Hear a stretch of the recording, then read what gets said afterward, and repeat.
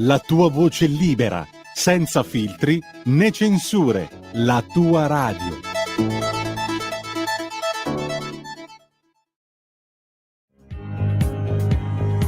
Va ora in onda la rassegna stampa.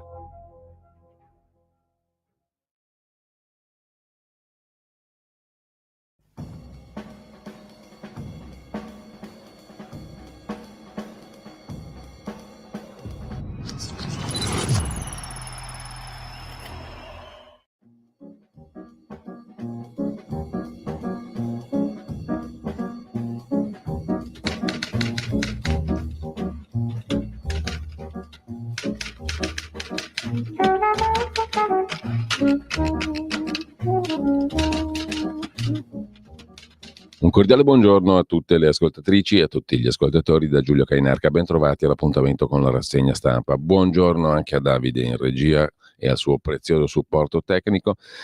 E siamo al venerdì 6 settembre, sono le 7.31, radiolibertà.net, pagina Facebook di Radio Libertà per il palinsesto di giornata, come sempre. Agenzia ANSA subito, prima notizia relativa all'intervista che poi leggeremo in apertura di rassegna stampa vera e propria alla dottoressa Boccia alla Stampa di Torino. Meloni sessista contro di me, San Giuliano è sotto ricatto, ma il ministro valuta un esposto, una sorta di denuncia, anzi un po' meno, un esposto verso di lei, da presentare naturalmente ai carabinieri o giù di lì. L'imprenditrice racconta la sua verità, che poi leggeremo per esteso. Le trasferte ho sempre saputo che pagava il ministero, il sopralluogo a Pompei per il G7, bla bla bla. Secondo titolo, Stati Uniti ha arrestato il padre del killer del liceo in Georgia, gli regalò il fucile per Natale. E poi La Stretta, vietato pubblicare l'ordinanza di custodia cautelare fino al termine delle indagini preliminari o al giudizio preliminare. Dal Consiglio dei Ministri via libera al testo del decreto legislativo che si richiama alla direttiva europea, ma sostanzialmente è venduto come garantista nei confronti degli indagati. Non è malissimo per alcuni, è pessimo per altri. Vedremo dopo in dettaglio se abbiamo tempo. Fontana di Trevi a numero chiuso, il Campidoglio va avanti, titola ancora l'agenzia ANSA. L'Unione Europea giudica positivamente l'Italia sulla gestione delle concessioni balneari, ora la riforma diventi realtà. Dopodiché, per quanto concerne ancora l'home page dell'ANSA di stamani, andiamo a dare un'occhiata alla cronaca. A Benevento, zio abusa della nipote, lei lancia l'SOS via WhatsApp, una ragazza in vacanza dallo zio ha chiesto aiuto alla madre via WhatsApp. Politica, Renzi, se prevalgono i veti è un centro-sinistra a guida 5 Stelle. Questi i temi di primo piano dell'agenzia ANSA. Prima di andare alle prime pagine, sul Corriere del Mezzogiorno Campania di oggi c'è una notizia che vi giro senza commenti, però non ha trovato molto spazio in realtà altrove. Ovvero al Policlinico rubati farmaci antitumore, rimandati a casa i pazienti che erano arrivati lì per la chemioterapia. L'ipotesi: rubati per curare i boss della camorra latitanti. Martedì mattina farmacisti, infermieri, medici che lavorano nell'unità di manipolazione chemioterapici antiblastici del Policlinico della Federico II di Napoli, dove si preparano i farmaci da somministrare ai pazienti in chemioterapia, si sono trovati di fronte a uno sconquasso: medicinali a terra, armadietti e suppellettili rovesciate, cassetti aperti, la scena classica di un furto. È bastato poco per verificare che i ladri nella notte avevano sottratto farmaci chemioterapici per un valore di circa 680.000 euro. C'è un mercato clandestino, scrive il Corriere del Mezzogiorno, e parallelo per tali sostanze che hanno costi molto elevati. Accade che siano dirottate verso altri paesi, in particolare verso quelli dove il Servizio Sanitario Nazionale non garantisce, come in Italia, la copertura delle spese per la chemioterapia al paziente oncologico. I farmaci, sottratti illegalmente, vengono rivenduti in quei mercati a prezzi inferiori rispetto a quelli dei preparati che si possono reperire e acquistare lì sul mercato legale. Ci sono riscontri investigativi precisi su questo commercio. Nel 2019 un'inchiesta della Procura di Cremona portò alla luce un'associazione a delinquere di ladri, corrieri e piazzisti ramificata in varie regioni che trafugava nelle strutture ospedaliere e nelle ASL farmaci antitumorali smerciati all'estero. Altra ipotesi investigativa, che i farmaci chemioterapici restino in Italia e vadano ad alimentare un mercato parallelo per chi non può curarsi alla luce del sole perché è latitante. Insomma, boss e criminali. Dopo che il furto è stato scoperto, dice Giuseppe Longo, direttore generale del Policlinico, abbiamo sporto denuncia ai carabinieri della stazione Vomero Arenella. Nell'esposto abbiamo indicato tutti i farmaci presi con i codici e i numeri identificativi. Sono in corso indagini che potrebbero avvalersi anche delle immagini delle telecamere posizionate nei pressi della struttura, ubicata nel padiglione 1 dell'azienda universitaria. Con ogni probabilità chi ha agito aveva informazioni su dove andare e come muoversi. Questo da Napoli. Lasciamo questa notizia, non so se dobbiamo fermarci un attimo per correggere qualcosa, forse sì, ci risentiamo tra pochissimo, proprio poco, c'è un problemetto tecnico che risolviamo velocissimamente.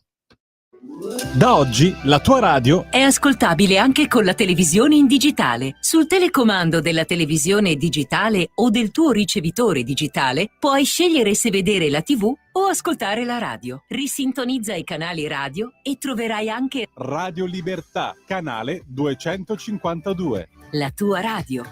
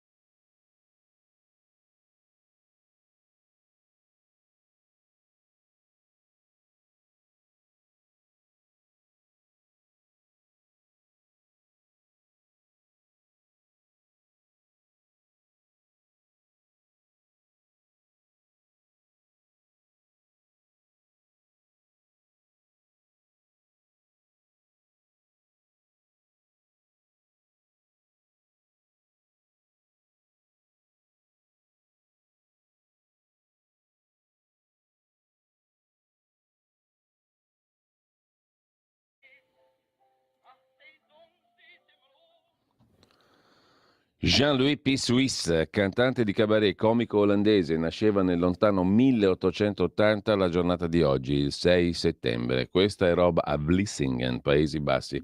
Questa è roba veramente decisamente underground. Così come underground è il commento che viene pubblicato da Marco Tosatti, già vaticanista, direttore del sito Stilum Curiae, che si distingue per complottismo secondo molti. In realtà oggi ospita un commento di Mario Adinolfi, politico cattolico, centrista, che ricorderete anche come giornalista, a proposito della vicenda Boccia di cui parleremo dopo. E credo che c'entri un problema vero, il problema del giornalismo amico, scrive Mario Adinolfi. I codici ideologici con cui i grandi giornali fanno propaganda per tesi e personaggi sostenuti dalle sinistre sono evidenti. Repubblica, Corriere della Sera, Stampa cantano in coro la stessa canzone e martellano ogni giorno. In Italia, però, scrive Adinolfi, per una strana maledizione, non esiste un contesto giornalistico in cui non prevalga l'orientamento ideologico rispetto alla curiosità del raccontare i fatti per come sono oggettivamente. Insomma, non c'è interesse per la verità. I fatti vanno piegati agli interessi. Abbiamo deciso in Italia che la nostra forma di pluralismo è data dalla somma delle faziosità. È quello che osservavamo anche nella rassegna stampa, sostanzialmente. Abbiamo parlato un po' volgarmente di leccaculismo imperante da destra a sinistra. È la stessa cosa, la somma delle faziosità. Il problema diventa dunque quello del giornalismo amico dei potenti, a cui fa da mera cassa di risonanza. Una cassa di risonanza che è diversa solo a seconda del colore, cioè del deretano, diciamo così, da omaggiare. Ciò però lede irrimediabilmente la credibilità del racconto giornalistico italiano. Mi aveva piacevolmente sorpreso, scrive Adinolfi, Mario Giordano, che sulla Verità col ministro Sangiuliano era stato molto duro. Giordano è tra i pochissimi giornalisti cattolici praticanti ad avere uno spazio quotidiano sulla carta stampata e una trasmissione TV tutta sua. Ma l'eccezione conferma la regola. Con sospetta coralità sono scesi in campo Vittorio Feltri sul Giornale, Mario Secchi su Libero, Maurizio Belpietro sulla Verità, che a proposito della vicenda Boccia San Giuliano corroborano la linea è una vicenda privata che il direttore del TG1 Gianmarco Chiocci ha fatto esporre per 18 minuti al ministro San Giuliano senza opporre il minimo dubbio a una ricostruzione che non sta in piedi della vicenda Boccia. In una qualsiasi trasmissione americana, inglese, ma anche francese e tedesca, un San Giuliano non se la sarebbe cavata così. Sarebbe stato, come si dice in gergo, grilled, cioè grigliato. E c'è da dire che ha centrato, credo, proprio il problema Mario Adinolfi su questa questione. Abbiamo deciso che il nostro pluralismo è una somma di faziosità. Su Prima Comunicazione, che si occupa prima online ovviamente di giornalismo, San Giuliano Boccia va forte in TV ma meno sui social. Sense Makers ha realizzato un'analisi sul caso San Giuliano Boccia dal punto di vista dei media, caso che abilmente anche Maurizio Crozza ha preso al volo per lanciare la ripresa del suo Fratelli di Crozza sul 9 da venerdì 27 settembre. Crozza ha fatto questo spot che anche Prima Comunicazione, Prima Online mette in home page e che adesso ci vediamo e ci ascoltiamo, per chi ci vede sulla app in canale radio televisivo ci vede, anche sul 252 si può vedere, se no ve lo ascoltate. Crozza l'ha vista così. Io le ho pagate tutte. Buonasera. Tutto quello che ho fatto Sì. l'ho pagato. Buonasera, ministro. Abbiamo Ma capito. quale ministro? Beh, lei è ministro, no? Ma no, sono uno zimbello. Ma no, ma no. Dopo la figura che ho fatto ieri a Rete Unificate, No, tanto era solo Rai 1, non erano unificate, No, e solo comunque- Rai 1. Già tanto, Vabbè, perché ho ritardato affari tuoi Sì, per raccontare i cazzi miei. che non è normale. Vabbè, comunque. Eppure io di cose buone ne ho fatte tante. Ah sì, quali? Ce le ho tutte qua. Quali? Ma le ho pagate tutte io, sa? Ma di cosa Perché parli? prima non si ricorda quando ho detto che Dante era di destra? Ah sì, è una gaffa. Non si ricorda che poi ho detto che Times Square era a Sì, Londra invece che a Nuova Delhi? No, che Poi non è- si ricorda il no, capolavoro che Cristoforo Colombo Sta seguiva i dettami di Galileo, Quello è che non grave. era ancora nato. Esatto, quello è Perché proprio- Galileo è nato nel 300, nel 500, nel Sì. 700, nel Non 2500. lo sa, non E queste sono peggiori le le cose cose. buone. Quelle sono le cose buone che ha fatto. E va queste bene. sono le cose buone. Vabbè, però si Perché commuove. poi ci sono le cose meno buone. Quali sono? Che le ha registrate la bionda Aia, con gli occhiali. perché con gli registra- occhiali registrava tutte. Lo so, infatti lo sappiamo, Che ma per me, quando escono, le cose che ha registrato. cade l'Europa. Oh là là. Cade Ho l'Europa. capito, ma allora scusi, perché non si è dimesso? E niente, piange di nuovo. Ma io mi sarei dimesso. Ma perché non l'ha fatto? Ma quella bionda Ah. voleva umiliarmi. La Boccia. No, la Meloni, Ma come la Meloni? perché quella è cattiva. No, la Meloni. Cattiva più dei comunisti. Addirittura, dai. Ma che figura di merda mi ha fatto fare al TG1? L'ha mandata lei. Perché la Meloni è più che cattiva. Vabbè, calma. È calma. proprio una grandissima, Ah, cosa? quello che le ha detto De Luca. Ah, Tutto attaccato. ho capito, vabbè. Torna Fratelli di Crozza. Ragazzi, questa è roba sopraffina comunque la Sigilli. L'analisi di Sense Makers scrive Prima Comunicazione, Prima Online, rileva che si è rivelato un fenomeno dal punto di vista televisivo, questa roba Boccia San Giuliano, ma non è ancora esploso sui social. Vabbè, ce ne faremo una ragione. A proposito di fenomeni, e questo lo è stato sicuramente, il Mussolini è stato un fenomeno, ovviamente, più che un fenomeno. In ogni caso il fenomeno compare anche alla Mostra di Venezia. Luca Marinelli, l'attore, lo interpreta. Secondo Wired.it, il Mussolini di Luca Marinelli è la cosa migliore di Venezia 81, tratto dal libro del noto e perseguitatissimo scrittore Scurati, M, il figlio del secolo, che è stato trasformato in una serie appunto televisiva o cinematografica. Tra il feroce e il grottesco, una serie vertiginosa e spettacolare che racconta senza censura l'ascesa del duce al potere. In realtà, secondo Luca Beatrice su Libero, è una ciofeca tremenda questa serie televisiva o cinematografica. E secondo Maria Rosa Mancuso, finissima critica cinematografica de Il Foglio, quel duce urlante, fra trucco e protesi, ricorda tanto Giorgio Bracardi. Ve lo ricordate Giorgio Bracardi quando c'era lui che faceva il fascistone? Ce l'abbiamo anche nei nostri meravigliosi jingle che ogni tanto facciamo girare. Quando c'era lui, Giorgio Bracardi interpretava appunto il personaggio del fascistone. L'Italia vista da Venezia, fascisti, medici di guerra, pornostar. Insomma, che tristezza il cinema italiano. L'Italia vista dalla Mostra di Venezia, un paese di pornostar, di mafiosi, di medici di guerra e di fascisti, se preferite cultori di Mussolini. Ma il manifesto di M, il figlio del secolo, diretto da Joe Wright, ha una ferita rossa sul manifesto candido, scrive Mancuso. La grandiosa serie in 8 episodi. Parliamo di sforzo produttivo e pubblicità preventiva, il primo libro dell'opera Fascio di Antonio Scurati, vincitore del premio Strega 19, ha venduto in Italia 500.000 copie e sarebbe interessante sapere quanti l'hanno letto fino in fondo.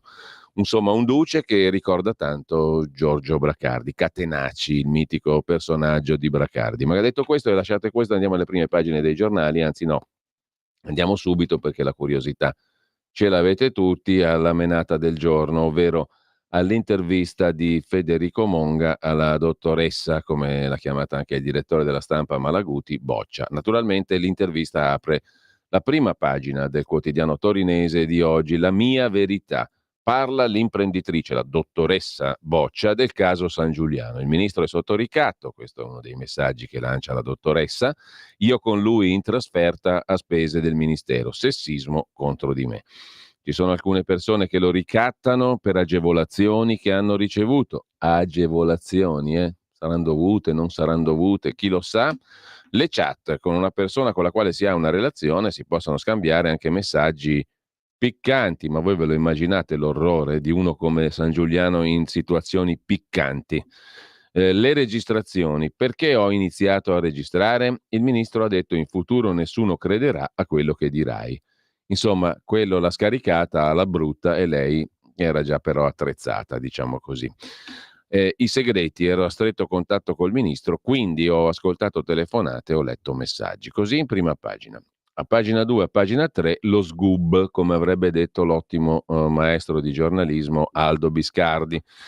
Intanto la questione è riassunta così. Il 26 agosto Maria Rosaria Boccia scrive su Instagram, da cui nasce tutta la menata: grazie al ministro della cultura Gennaro San Giuliano per la nomina a consigliere del ministro per i grandi eventi. Poco dopo arriva la smentita del ministero. Ovviamente la dottoressa Boccia sapeva benissimo che non era stata incaricata e quindi si è vendicata così.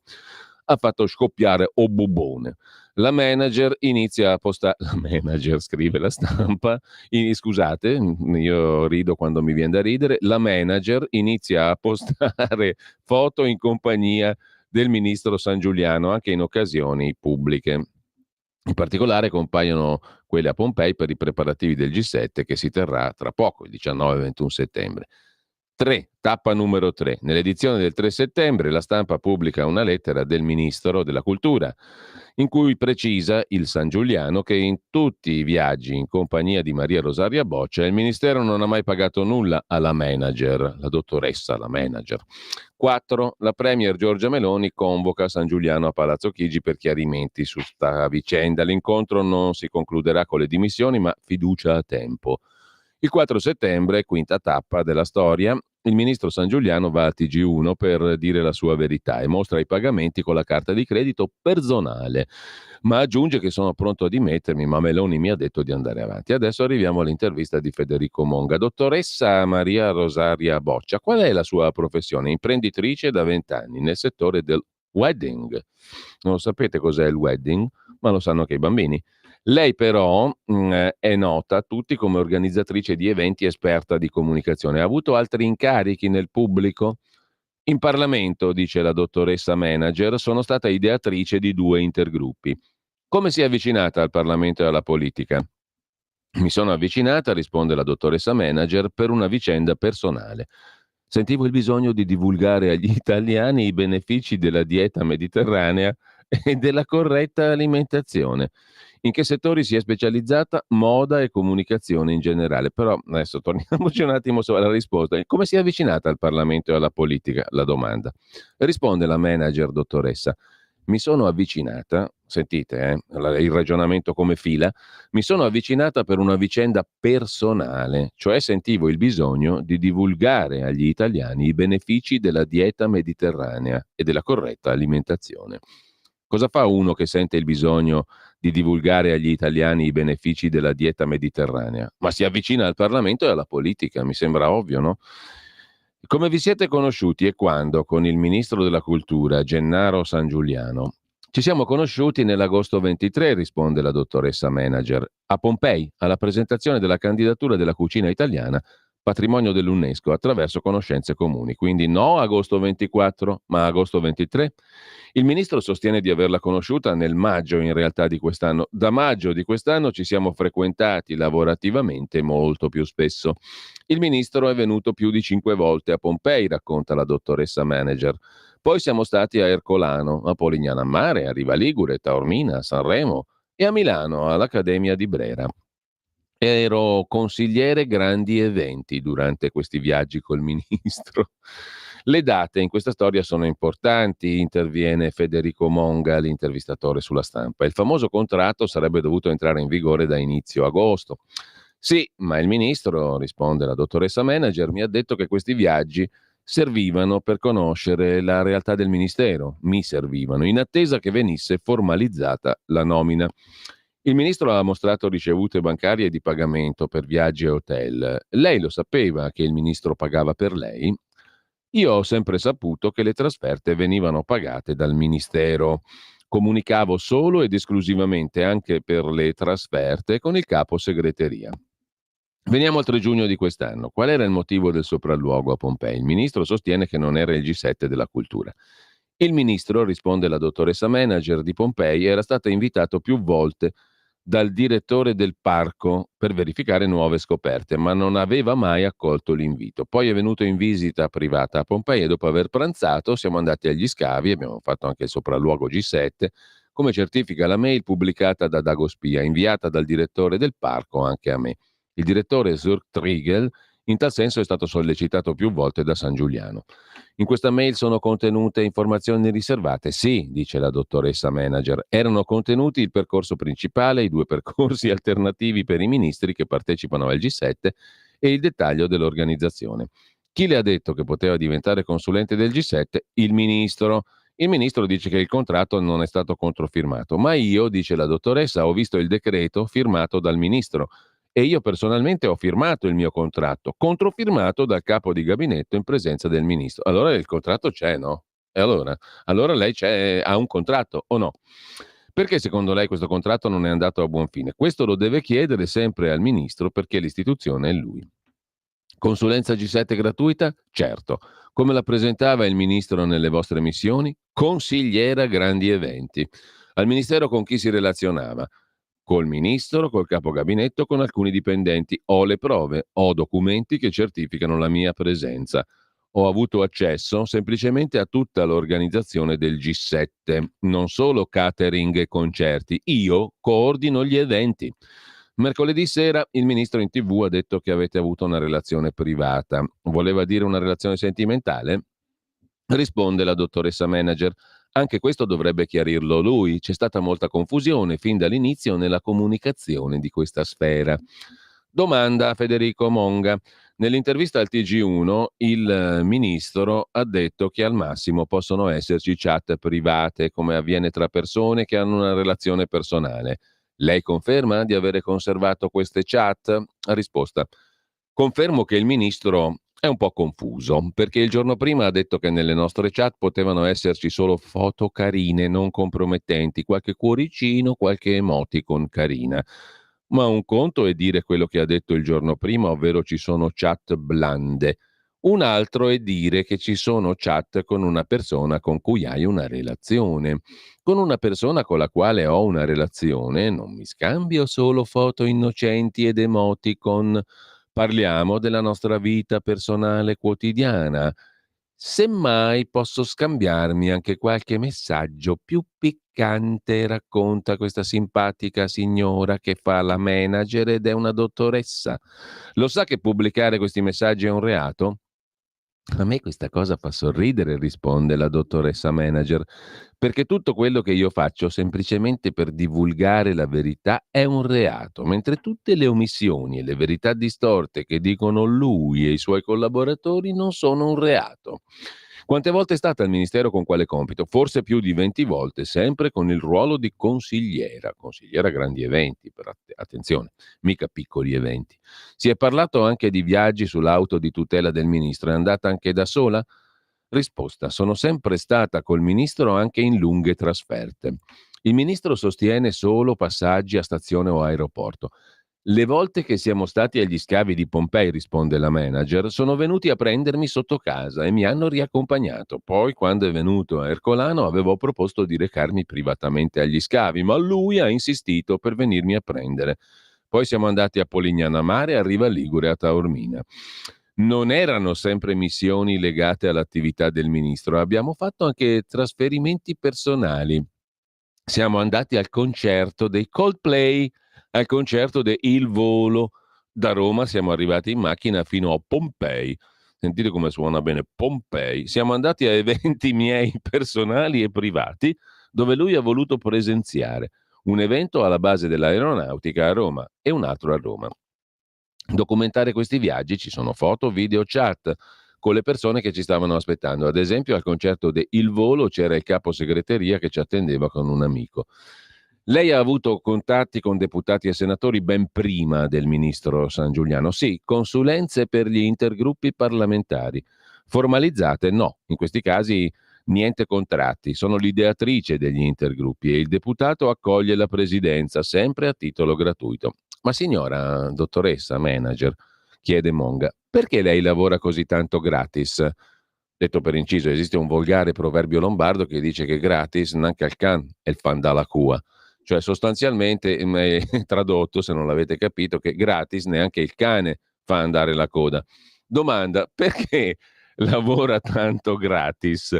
Per passione, questa è bella, questa manco crozza. Per passione, risponde la dottoressa manager. E perché ovviamente questi incarichi arricchiscono il curriculum. Curriculum è tutto insieme, no? Spezzate la parola che poi viene fuori una roba stramba. Che... esatto. Sentiamo il parere dell'esperto su questa intervista, a questo punto mica finita però. Finora diciamo che condividiamo il parere dell'esperto. Sì, ha ragione lui. Sì, esattamente, ha ragione lui, hanno ragione loro, anzi. Perché lavora tanto gratis? Per passione e per arricchire il curriculum. Che effetto le ha fatto vedere il ministro della cultura ieri in TV? Risposta: mi ha fatto sorridere. Sempre dai suoi social, fino ad ora unica fonte delle sue versioni, lei ha scritto di essere rimasta molto indispettita dalla premier Meloni perché su Rete 4 l'ha definita questa persona. Risposta della dottoressa manager: chi si richiama ai valori, credo, dell'essere donna, ha il diritto e il dovere di difendere la propria dignità come ha fatto l'altra persona, cioè Meloni, quando ha interrotto una relazione profonda tramite un post sui social dopo che il compagno, Gianbruno, aveva violato un sentimento d'amore. Mi chiedo perché io venga trattata con arroganza, additata senza nome e cognome. I comportamenti sessisti vanno sempre denunciati come ha fatto lei, l'altra persona, cioè Giorgia, anche utilizzando i social, perché una donna deve proteggere la propria dignità indipendentemente dal ruolo che ricopre. Non si può rivendicare la dignità di una donna offesa nei sentimenti a fasi alterne. Inoltre non si può dirsi cristiani senza predicare il perdono. Io mi limito a difendermi da un comportamento sessista. Diciamo che, come affermava un altro illustre cittadino della Campania, Totò, il principe de Curtis, chi sta suona fessa questa moneta, diciamo così, non fessa nel senso di cretina, fessa nel senso che è crepata, è rotta, questa moneta suona fessa. Alcuni politici di centrodestra sostengono che lei sia stata manovrata da qualcuno per tendere la trappola al ministro. Hanno molta fantasia, risponde la dottoressa manager. Perché ha registrato tutto da un certo punto in poi? Perché il ministro, pausa. Ehi tu, non trovi più il segnale di Radio Libertà sulla tua radio DAB? Non disperarti, risintonizza. Sì, ma come? È facile, tasto menu, poi scegli il tasto corrispondente alla ricerca automatica dei canali, attendi qualche minuto e tutte le stazioni DAB della tua zona saranno disponibili. Allora, perché ha registrato tutto da un certo punto in poi? Perché il ministro mi ha detto una frase che mi ha colpito molto. Ha detto il San Giuliano: io sono il ministro, io sono un uomo, io rappresento l'istituzione e in futuro nessuno crederà a tutto quello che tu dirai. Cioè nessuno crederà a questa qua perché io sono il ministro, perché io sono un uomo e rappresento l'istituzione. Avrebbe detto il ministro quando ha detto questa frase a fine luglio. Perché ha fatto quel filmato con gli occhiali in Parlamento? In quel momento, risponde la dottoressa manager, la nostra frequentazione non era assidua, ma semplice conoscenza. Come si può vedere dai miei profili social, avevo appena comprato quegli occhiali e volevo provarli. Dov'è che si vanno a provare gli occhiali che spiano? Si va alla Camera dei Deputati, si va in Parlamento. Qualunque idiota che compri questi occhiali spia che registrano va in Parlamento a provarli, no? È tutto legale. Perché quando si inizia una registrazione si accendono dei LED ai lati. Però lei lo sa che per registrare in Parlamento bisogna essere autorizzati? E allora, risponde la dottoressa manager, dobbiamo mandare sotto processo centinaia di italiani. Perché tutti, quando vanno in Parlamento, fanno foto e video con gli smartphone. Con gli occhiali ha registrato anche le riunioni al Ministero. Non ho mai utilizzato gli occhiali in presenza del Ministro. Mi racconta la cerimonia di Pompei e la chiave d'oro? Al ministro faceva piacere ricevere la chiave d'oro, pare che l'abbia ricevuta anche il predecessore Franceschini, ma comunque per lui era un percorso un po' complicato perché il sindaco di Pompei è del PD, quindi io ho curato questa intermediazione e in pochissimo tempo ho fatto sì che il ministro ricevesse la chiave. Vale molto quella chiave, il ministro ha saputo fin dall'inizio che non era una patacca come invece ha detto lui. Ha detto che è conservata al ministero, protocollata. Ce la fa vedere il ministro questa chiave protocollata nelle stanze del ministero? Certo che ne ha una grande stima questa qui del ministro. Lo chiederemo al ministro, risponde Federico Monga, intervistatore per La Stampa. Veniamo all'ultimo post. Lei denuncia, mi chiamano ricattatrice, ma i ricattatori veri stanno nei palazzi del potere. Chi sono? Io, risponde la dottoressa manager, ho ascoltato conversazioni e letto messaggi di persone che a mio avviso hanno ricattato il ministro. Chi sono lo dovrebbe sempre dire lui. Posso dire che ci sono direttori di settimanali. Cioè sostanzialmente era già uscita questa storia, l'ha detta un fotografo, ci sono fotografie di questi due qui che sono già arrivate ai direttori dei settimanali che non le hanno pubblicate. Il ministro è sotto ricatto? Secondo me sì. Sotto ricatto della politica, questo dovreste sempre chiederlo a lui. Lei ha altre registrazioni audio-video o semplicemente, risponde la manager, dei documenti per certificare la verità di una donna che diversamente non sarebbe stata creduta. Documenti riservati? Io ho documenti che la segreteria e il gabinetto del ministro mi hanno fornito. Mi dica se ci sono file che coinvolgono altri politici, ministri e la Premier Meloni. Io, risponde la dottoressa manager, ero a stretto contatto col ministro, quindi ho ascoltato telefonate e letto messaggi. Reati? Assolutamente no. Forse il reato lo commette chi dice bugie. Ho sempre solo detto la verità. Tradita? Tradita dalle persone a cui voglio bene. Sicuramente dal ministro San Giuliano mi sento non rispettata. Domanda infine Federico Monga in questa loffissima intervista, sia detto dal lettore, potrete riconciliarvi? Sono sempre aperta alle persone per bene, quindi, conclude la dottoressa manager, se lui si pente delle bugie che ha detto e mi chiede scusa con gli stessi mezzi che ha usato per farmi passare per quella che non sono, di certo lo perdono. Sono una persona cristiana che crede nei valori. E questo qui sarebbe lo sgub che la Stampa ha fatto stamattina. No comment e andiamo a vedere le prime pagine dei giornali, care amiche e cari amici all'ascolto. Non senza prima aver chiesto il parere dell'esperto, perché è definitivo e inappellabile. Cosa ne pensa l'esperto di questa intervista?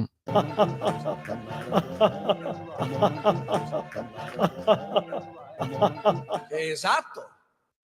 Ok, andiamo a vedere la prima pagina di Avvenire, che apre per fortuna con un'altra roba: contro gli integralismi. Francesco il Papa e il grande imam Umar firmano la dichiarazione di Istiklal. Siamo a Giacarta, Indonesia.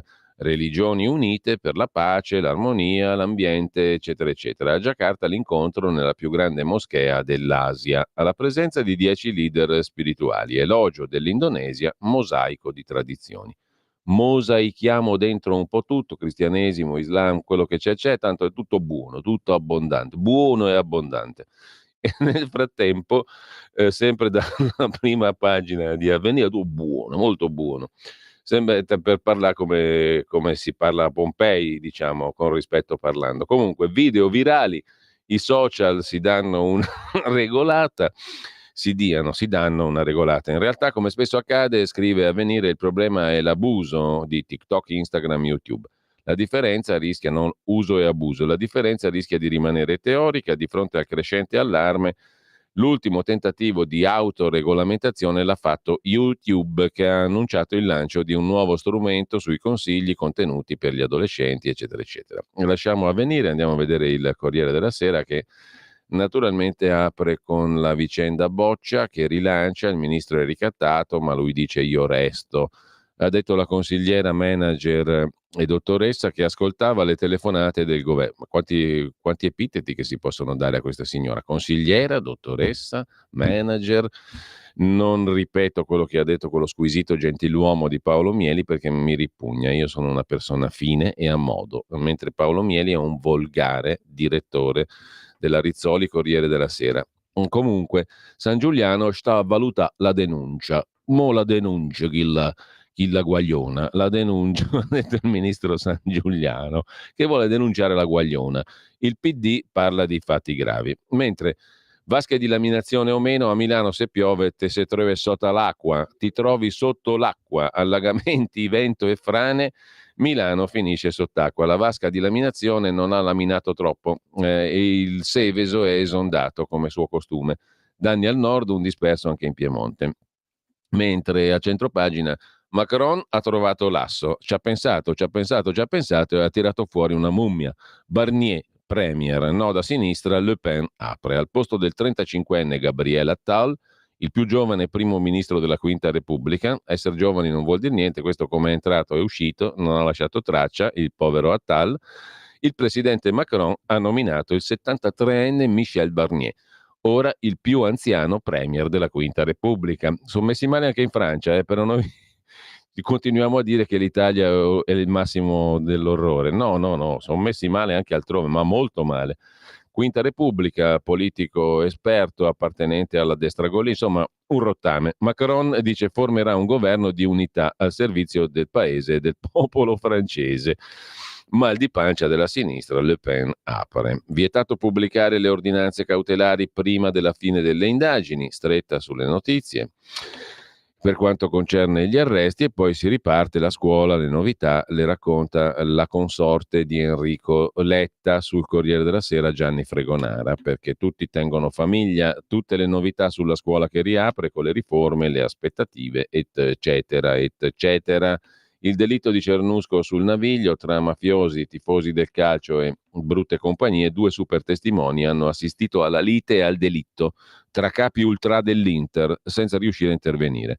Dopo aver ferito il calabrese Antonio Bellocco con una cortellata, come si dice dalle parti lombarde, Andrea Beretta è sceso dall'auto parcheggiata davanti alla palestra, aveva la gamba sanguinante per un colpo di pistola, poi è risalito e ha finito il calabrese. Era da giugno che temevo un agguato, ha detto. Personcine interessanti. Mentre lasciamo il Corriere della Sera andiamo al Fatto Quotidiano.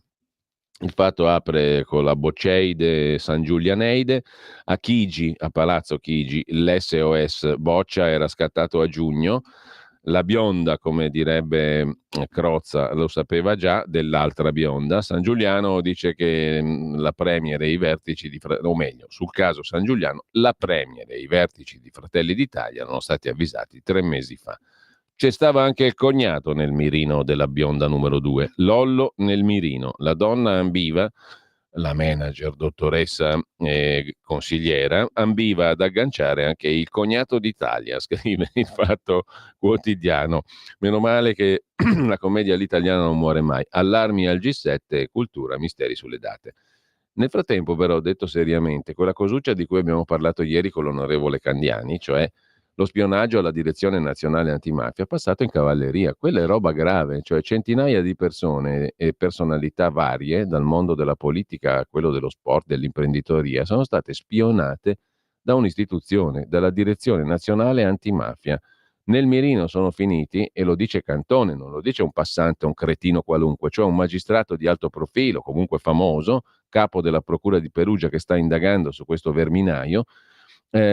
Sono state spionate persone sotto la supervisione di un illustre magistrato, un altro antimafia, Laudati, e di un finanziere della Guardia di Finanza. Deve essere vero, deve essere falso. Vero o falso che sia, è una roba gravissima.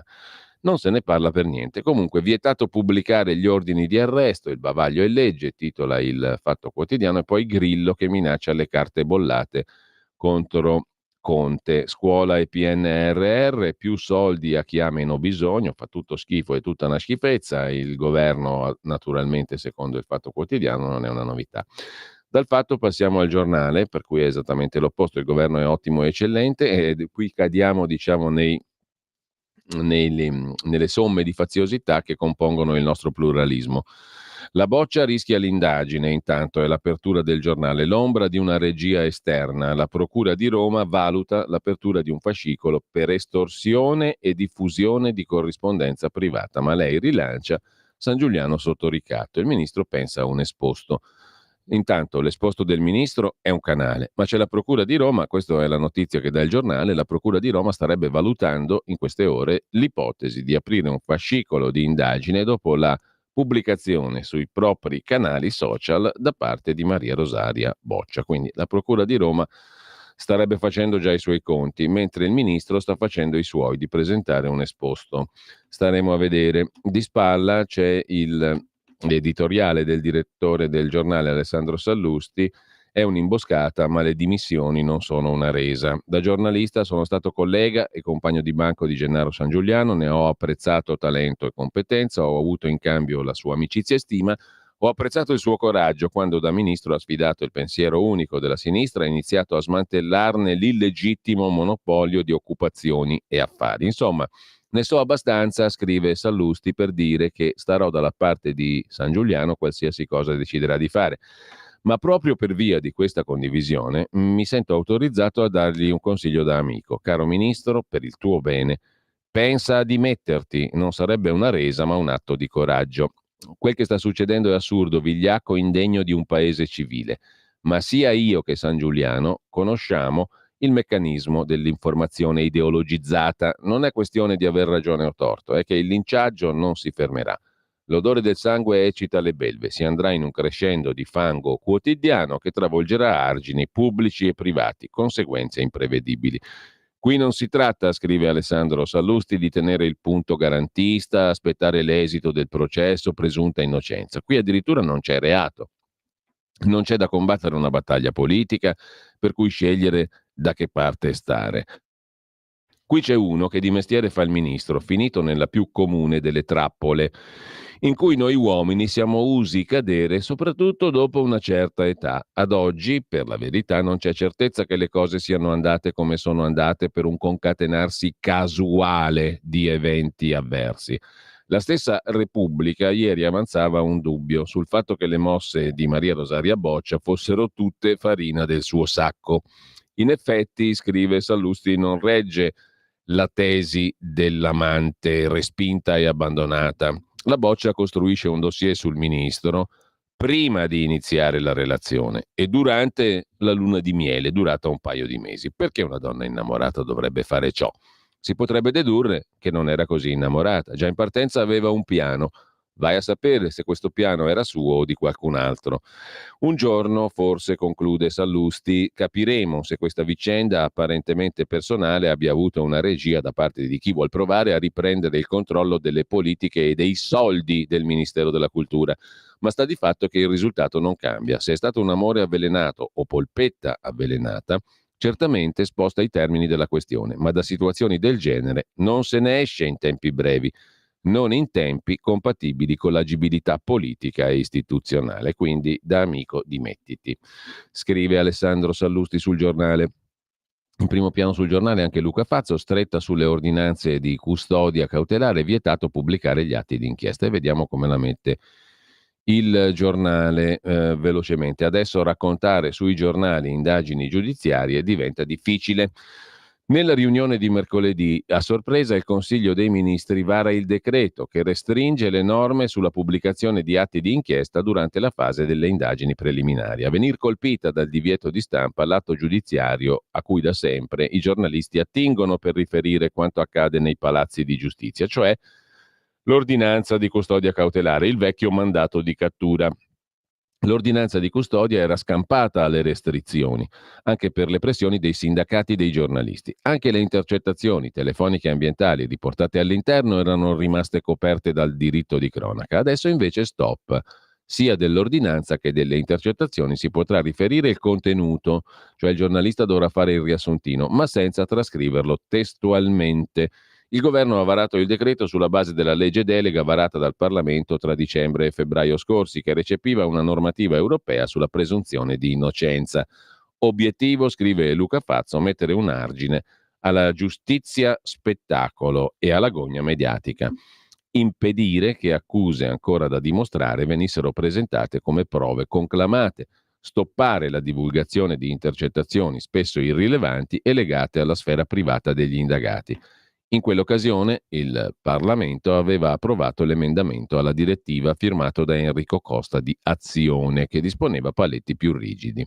Così mercoledì il Consiglio ha dato il via alla norma, modificato l'articolo 114 del Codice di procedura penale, prevedendo il divieto di pubblicazione del testo dell'ordinanza di custodia cautelare finché non siano concluse le indagini preliminari o fino al termine dell'udienza preliminare. Il decreto non avrà bisogno di ratifica delle Camere, verrà vagliato dalle commissioni giustizia. Il parere non sarà vincolante, il governo potrà andare avanti per la sua strada. Così racconta Luca Fazzo, cronista giudiziario di lungo corso, sul Giornale. Per quanto riguarda invece la finanziaria, manovra più facile grazie a un extragettito superiore alle stime, oltre 19 miliardi nei primi 7 mesi. E dal Giornale passiamo al Tempo di Roma. Apertura su Beppe Grillo, mi sono rotto le stelle. Vertice col fondatore al Forum di Roma, toglieremo il simbolo a Conte, è il vaffa finale, scrive il Tempo di Roma, la battaglia si sposta in tribunale per fermare Conte, l'avvocato delle elite, non del popolo, dicono i grilliani, i Beppe Grilliani. Mentre lui, lei, l'altra, aria di golpe, San Giuliano valuta l'esposto, e poi ancora dalla prima pagina del Tempo di Roma, Boccia sceglie la stampa e dice che il ministro è sotto ricatto. E poi c'è A Very English Renzi, l'ala Blair per vincere, dice il leader di Italia Viva. La sinistra senza di me non vince, dice Renzi, e poi attacca Conte. Basta con i veti dei 5 Stelle. Sul Jobs Act, Schlein coerente, non come gli ex ministri del PD. Appassionante la questione, appassionantissima. Il paese che va, niente manovra, lacrime e sangue, c'è un tesoretto da 20 miliardi. Quindi la manovra ci regala benessere. Intanto lasciamo il Tempo, andiamo a vedere la Repubblica. Virgolettato, ascoltavo il governo al telefono. Naturalmente sono parole della consigliere manager dottoressa.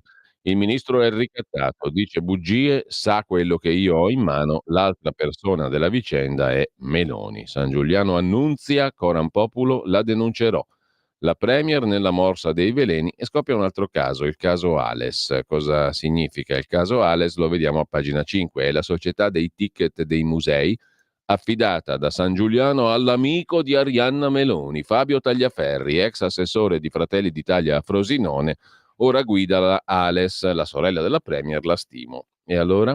Verrebbe da dire. Intanto lasciamo la Repubblica con, in realtà questo qui sarà un grande attore, per carità, Luca Marinelli, che interpreta alla Biennale del Cinema, l'hanno presentato, il film su Mussolini tratto dall'opera del perseguitatissimo scrittore. A proposito, qualcuno porti almeno un pezzettino di pane raffermo e un po' di arance allo Scurati, ad Antonio Scurati, perché poverino è stato messo in esilio, poveretto questo scrittore è stato esiliato a Ventotene, forse a Ponza, non lo so, il governo non ha neanche, il governo fascista attualmente al potere in Italia non ha neanche diffuso il nome dell'isola presso cui Scurati è stato recluso e esiliato. Portategli un pezzettino di pane perché fa la fame, sta male, ha condizioni di salute tragiche. Questa cosa qui ripugna a qualsiasi essere ben pensante, e noi giornalisti dobbiamo difendere la libertà di stampa, di espressione, di pensiero, articolo 21, eccetera, eccetera, quindi portategli da mangiare a Scurati. Detto questo, il suo libro è stato trasformato in un film o una serie, e va detto, sarà senz'altro un grande attore quello che interpreta Mussolini tratto dal libro di Scurati, però qui sembra prima pagina di Repubblica in una posa che Corrado Guzzanti. Ve le ricordate Fascisti su Marte? Almeno Corrado Guzzanti faceva ridere veramente. In ogni caso, il fascismo è intorno a noi, è la morale della lezione di M a Venezia, la morale della favola del Festival del Cinema, con questa roba meravigliosa tratta da un libro stupendo, quello di Scurati, è che il fascismo è intorno a noi. Do coglioni, direbbero in Veneto, e non solo lì, mentre andiamo a vedere dopo Repubblica la consorella torinese, La Stampa, che oggi c'ha lo sgub con la consulente, dottoressa, manager, eccetera, eccetera, la signora Boccia, che abbiamo già letto tutto prima. Di spalla e di contorno cosa c'è? Ma è una cazzatella. Rissa a Bologna ha ucciso un sedicenne, tanto è normale, ormai i cortelli girano come non mai in questa splendida Italia, specie tra i giovani, e La Stampa lo scrive in effetti, mai così tanti cortelli tra i giovani in Italia, perché ragionare, interloquire è faticoso. Tira fuori il cortello che la facciamo corta, dai, ho ragione io, punto, e ti accortello. Il mediatore Barnier, premier di Macron, la scelta di ripiego che fa comodo a Le Pen, le mosse di Zelensky, l'ira dei balneari, Conte che liquida Grillo che lo ha mandato a fan, in tribunale vincerò io, dice l'avvocato delle elite, come lo ha ribattezzato lo stesso Grillo. Gli sta proprio sui coglioni in un modo insopportabile Conte a Grillo. Mentre lasciamo La Stampa e andiamo alla Verità. Che bel nome, che meraviglia. Pensate quando saremo veramente un paese maturo, civile, quando ci sarà in edicola anche un giornale che si intitola La Falsità. Questo non vedo l'ora, anzi lo fondiamo domani, io e Davide, qua in regia siamo d'accordo. Fondiamo La Falsità, il giornale che ve la dice giusta, perché in effetti sarebbe cos'è successo? Sarebbe quello che dice le cose giuste. Uno che proclama di dire la falsità è vero, cioè è vero, è un paradosso, no? L'unica cosa vera è la falsità. In ogni caso, bomba al CSM, questa è bella, questa la terremo per le 3 polpette della trattoria di Radio Libertà che girano sul sito internet. Che ride, cosa c'è da ridere? Le polpette sono buone, sono gustose, sono fatte di tanti elementi che soddisfano, per quello sono ambite da tutti, anche dai vegetariani. Le polpette senza carne sono buone pure quelle, perché ci metti un po' di sale, tanto, ci metti pure le spezie, le impasti fuori col pane raffermo che qui ce ne abbiamo tanto tra l'altro, e le umetti di latte, diciamo così, ne fanno una roba gustosa, capito? La polpetta è buona, capito? Quindi le 3 polpette le giriamo poi per il sito di radiolibertà.net. Comunque, questa è una polpetta interessante. Bomba al CSM, scrive Giacomo Amadori, ecco il dossier, come si dice in Veneto, contro i giudici di sinistra. Rosanna Natoli inguaia Mattarella e il governo. La consigliera laica di Fratelli d'Italia ha accusato i magistrati progressisti, cioè finché il Cadreghino era con tutte e 4 le gambe ci sto seduta comodamente. Quando dal Cadreghino mi han segato una gamba comincio a denunciare gli altri. Però insomma il contesto, al di là dell'opportunità, l'oggetto della denuncia ci sta tutto, è vero. È veramente cioè falsamente vero, cioè veramente falso. Fascicoli aperti per motivi politici e nomine mirate per controllare inchieste scomode. Ho subito violenza perché sostenevo un candidato a loro sgradito. Cioè, praticamente, se una magistrata di destra va dentro a una roba di sinistra, si trova un po' a masticare amaro e a subire delle ingiustizie. Peraltro, siccome al CSM è tutta una spartizione, come in tutte le istituzioni italiane, un po' tocca alla destra, un po' tocca alla sinistra, quando c'è una maggioranza di sinistra stanno male quelli col cadreghino di De, insomma è la somma delle faziosità anche qui, di cui diceva ottimamente l'ottimo Adinolfi. Intanto sul caso San Giuliano Maurizio Belpietro dice: per capirci qualcosa, scrive anzi, occhio alle date. Veleni, pizzini, vendette, la partita a scacchi sulle date. Nel caso che ha spiazzato il governo spunta una nomina ai grandi eventi per la dottoressa manager consigliera sfumata il 26, chiedo scusa. Da allora la possibile consigliera lancia in rete messaggi enigmatici. Mica tanto enigmatici, molto chiari a dire il vero. È soltanto delusione o dietro c'è una regia? Sospetta, arguisce, domanda Maurizio Belpietro. Dopodiché c'è una signora, Ribeira, socialista spagnola, che farà di tutto per non fermare il green, ma a noi ci frega poco, e il disastro dell'auto che azzera il PIL tedesco, commentato da Nino Sunseri. La crisi dei colossi, guidata dalle chiusure di Volkswagen, fa cadere il velo su lustri di mancati investimenti e sugli errori della svolta verso l'elettrico. I liberali spaccano il governo e dicono no allo stop del motore termico.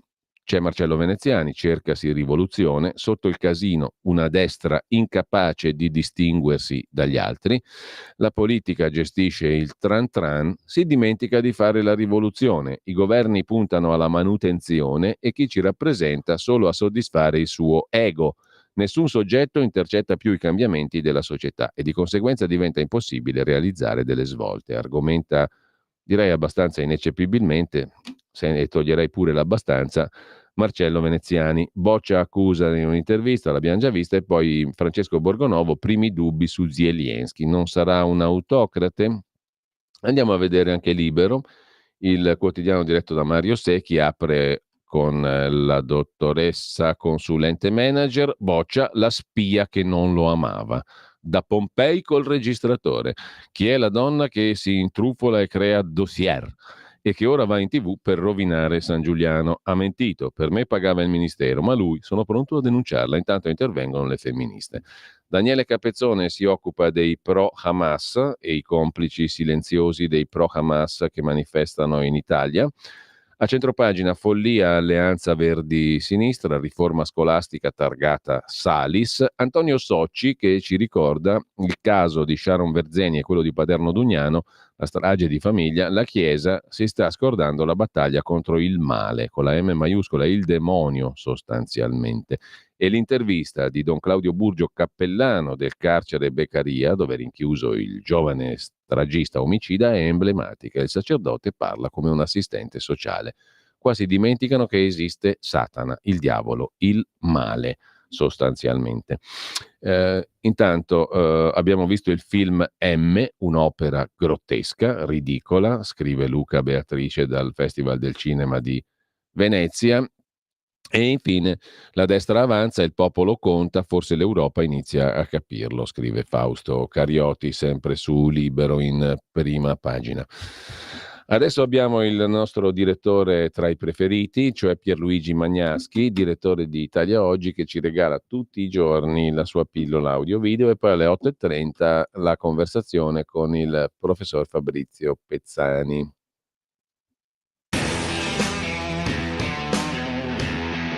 Mentre in Ucraina piovono sempre più missili russi, Israele bombarda Hamas ma è sotto il mirino dell'Iran. Il governo tedesco viene travolto dal voto in 2 regioni dell'est. La Francia non riesce a fare il governo a 2 mesi dalle elezioni e negli Stati Uniti infuria un'implacabile battaglia elettorale per la nomina del futuro inquilino della Casa Bianca. In Italia esplode il caso San Giuliano Boccia, cioè il flirt fra il ministro della cultura e una arrampicatrice forsennata di Pompei.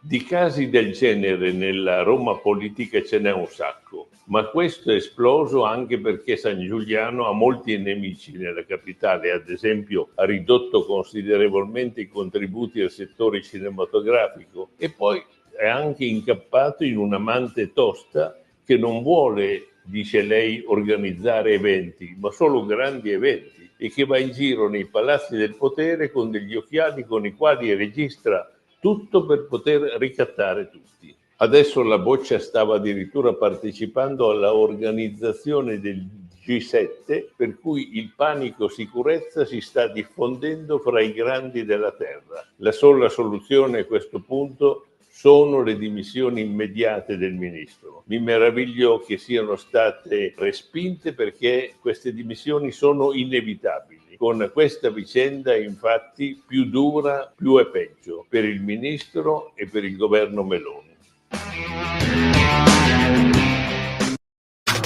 Stai ascoltando Radio Libertà. la tua voce libera, senza filtri né censura. La tua radio. Per la tua pubblicità visita il sito radiolibertà.net. Il meteo.it presenta le previsioni del giorno. La prima forte perturbazione giunta nelle scorse ore Avete sfila man mano ascoltato verso est, lasciando tuttavia dietro di sé uno strascico di instabilità. In mattinata avremo infatti residue precipitazioni che potranno interessare soprattutto il Triveneto orientale, ma anche molte nubi sul resto del nord e al centro, soleggiato invece al sud. Nel pomeriggio, eccezion fatta per le 2 isole maggiori, dove i cieli risulteranno sostanzialmente più limpidi, avremo una nuvolosità irregolare quasi ovunque, con anche isolati fenomeni. Per ora è tutto da ilmeteo.it, dove il fa la differenza. Per tutti i dettagli, come sempre, c'è la nostra app. Una buona giornata da Alessandra Tropiano. Avete ascoltato le previsioni del giorno. Sempre più liberi con La tua radio è il nuovo sito che mette in prima pagina opinioni, firme, notizie, uno sguardo nuovo e originale sui fatti che ci circondano. Il nuovo quotidiano online, semplicemente radiolibertà.net.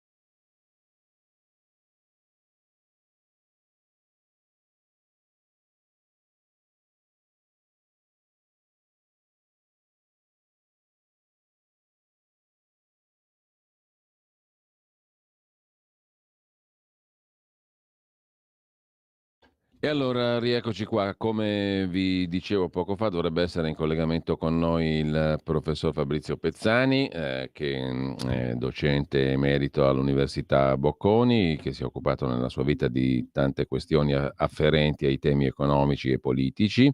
Prima però abbiamo ascoltato, adesso il riferimento è al brano che è appena andato, sempre calendario in mano, 6 settembre ma del 1925, nasceva in quel di Dunleith, Mississippi, Jimmy Reed, cantante blues statunitense che ci terrà compagnia questa mattina. Detto questo, io invece do appunto il buongiorno al professor Fabrizio Pezzani. Buongiorno a voi. Buongiorno professore. Allora, questa mattina noi naturalmente non possiamo che parlare di 2 donne bionde, solo che una non è di Pompei, bensì è tedesca e si chiama Ursula von der Leyen. L'altra purtroppo è stata tirata dentro dalla signora di Pompei, nella vicenda San Giuliano, e si tratta di Giorgia Meloni. Allora, ho sott'occhio, professore, la faccio corta, un tuo articolo, come sempre molto interessante e stimolante, a proposito dei rapporti tra Italia ed Europa dopo le elezioni europee e dopo anche le ultime elezioni in due Länder importanti della Germania. Agli inizi del mese di giugno, appunto, abbiamo anche assistito alle elezioni per l'Europa che hanno, diciamo così, le elezioni europee hanno dato un quadro politico al termine del quale è uscita di nuovo come Presidente della Commissione europea Ursula von der Leyen, ma i due soci principali della Unione Europea, Francia e Germania, sia dal punto di vista delle elezioni europee che poi delle elezioni interne, in Francia le elezioni politiche, in Germania le elezioni in due Länder importanti, sono usciti, direi, molto modificati come struttura politica da queste consultazioni elettorali. Che quadro ne viene fuori e perché tu giudichi in questo quadro generale positivamente l'azione del governo italiano, del Premier Meloni? Allora, già le elezioni dell'8 e 9 giugno europee avevano mostrato una progressiva tendenza da parte dell'elettorato a un cambiamento, e questo è stato un segnale importante perché stava indicando una tendenza, si percepiva una tendenza dell'elettorato perché la Rassemblement National della Le Pen ha preso più del 30% e la compagine di Macron è arrivata a stento al 14 qualcosa per cento. E questo è stato un segnale molto forte perché ha portato la Le Pen verso una posizione di primato, di prima posizione in Francia. Poi Scholz ha perso anche lui quelle elezioni e da notare che queste elezioni hanno segnato un passaggio verso un sentimento nuovo dei vari paesi verso politiche assunte dalla von der Leyen nei 5 anni precedenti. La stessa cosa non è in Europa. La Gran Bretagna ha messo come premier un laburista che peraltro è tutt'altro che un laburista, insomma, no? Che però sta trovando enormi difficoltà dal punto di vista della gestione economica del paese, perché la Gran Bretagna è oggi in grandissime difficoltà economiche. Allora, queste elezioni dovevano portare alla nomina della Commissione del Presidente europeo. Io avevo scritto che quella nomina sarebbe stata comunque antistorica, perché di fronte a un cambiamento nella posizione delle intenzioni dei votanti c'era una chiara condanna alla precedente politica della von der Leyen, e qui io avevo scritto dopo le elezioni, ma prima che si facesse il Presidente e la Commissione, che ritenevo questa elezione antistorica. Antistorica in che senso? Perché in sostanza c'era la richiesta di rivedere le politiche europee con riferimento per esempio alla posizione drastica assunta senza nessun se, senza ma nei confronti della guerra Ucraina e Russia. Ecco, tu hai parlato di sudditanza pericolosa nei confronti degli Stati Uniti. Cioè sostanzialmente Kissinger diceva: avere gli americani come nemici è molto brutto, ma averli come amici è mortale. No? Questo lo diceva Harry Kissinger. Ed è così, cioè noi ci siamo appiattiti su degli Stati Uniti che sono arrivati alla fine di un percorso storico, come succede sempre da 2000 anni a questa parte, a una civiltà, una società, insomma. Gli Stati Uniti sono arrivati verso la fine della corsa, di questa loro corsa, insomma, e non si può fare una politica. In realtà loro non hanno mai fatto una politica estera, non sono mai stati dei diplomatici dal punto di vista della politica estera. Gli Stati Uniti sono sempre stati molto ignoranti e questo li ha portati a gestire la politica estera in un solo modo, con le armi, no? E quindi loro hanno visto nella politica estera, hanno rivissuto sempre continuamente una guerra dei cowboy, insomma, no? Per cui i buoni sconfiggono i cattivi, dando per assunto che loro sono i buoni e gli altri sono tutti cattivi. E questo ha portato a guerre infinite nel mondo e anche in Sud America, insomma. E questo dava l'impressione della posizione della von der Leyen. La von der Leyen non ha mai espresso un parere creativo, una posizione di dibattito, un pensiero diverso. La von der Leyen è di una rigidità decisionale pazzesca, no? Per cui lei si è comportata esattamente come un funzionario della Casa Bianca che riceve gli ordini in busta e li applica rigorosamente, anzi, ecco, però, per far vedere che è bravo, cerca anche di alzare il tono degli ordini che ha ricevuto. Questo, con riferimento alla guerra in Ucraina, è stato estremamente evidente. Ecco, però di nuovo c'è lei, di nuovo c'è la von der Leyen alla presidenza della Commissione, no? C'è continuità. Quando è stata eletta lei. E che cosa è successo? È successo che nelle elezioni il governo italiano non ha votato la von der Leyen e c'è stata un'alzata di scudi nei confronti del governo, in particolare da parte di alcuni giornali. Il Fatto Quotidiano ha attaccato spesso la Meloni da questo punto di vista, insomma, no? Ed si è cercato di metterla in difficoltà. Hai fatto male a non votare la von der Leyen perché non ti ritornerà niente dal punto di vista delle eventuali posizioni nella Commissione europea.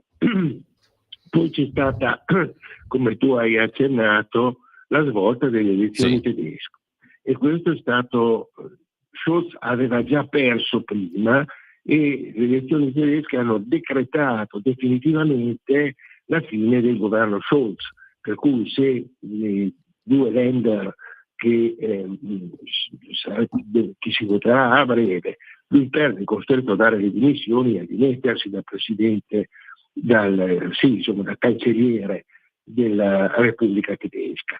Quindi queste due elezioni sono state vinte dall'estrema destra, no? In un modo assoluto, nell'altra come prima, ma ancora da vedere con chi si è per governare, e hanno espresso chiaramente nei loro programmi l'idea di rivedere la posizione europea nei confronti della guerra Ucraina-Russia, no? Chiedendo espressamente che non venisse più fatto nessun aiuto nei confronti dell'Ucraina. Allora io ho scritto questo pezzo dicendo, in fin dei conti, la Meloni non so se aveva ragionato pensando a questa cosa, ma i fatti le danno ragione, cioè oggi da un certo punto di vista Scholz è praticamente sceso da cavallo e Macron si è andato a infilare in una trappola che si è costruito da solo, perché per poter vincere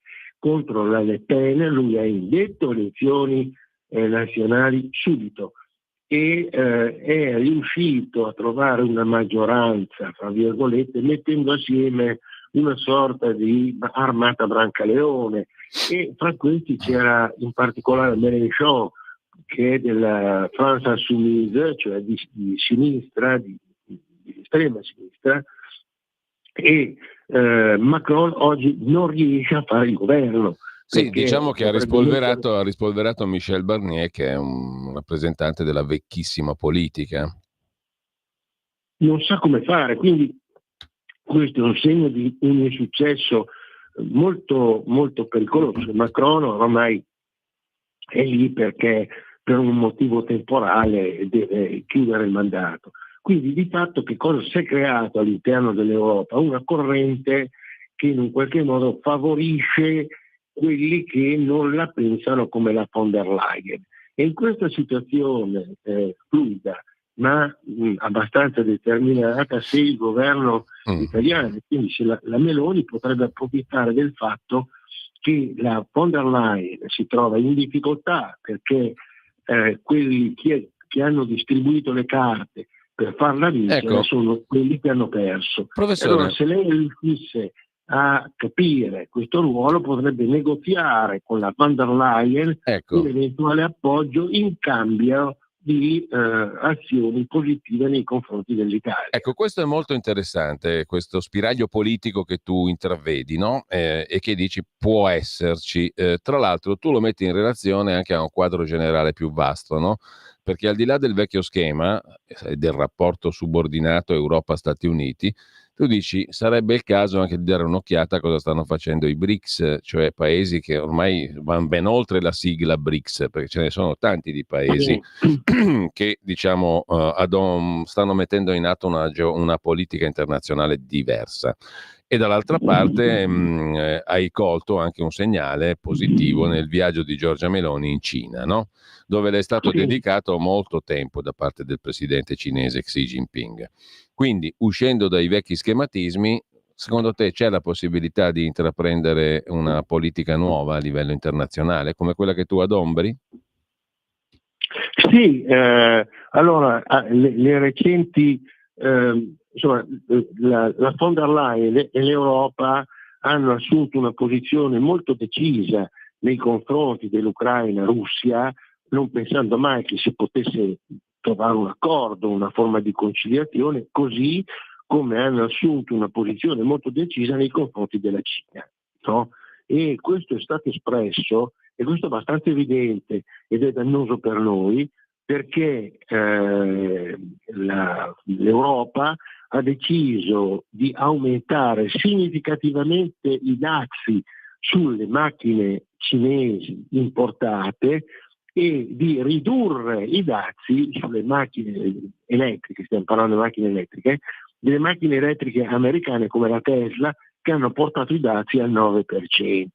Questo che cosa ha generato? Ha generato la reazione da parte dei cinesi di dire, ah sì, allora adesso noi aumentiamo i dazi gli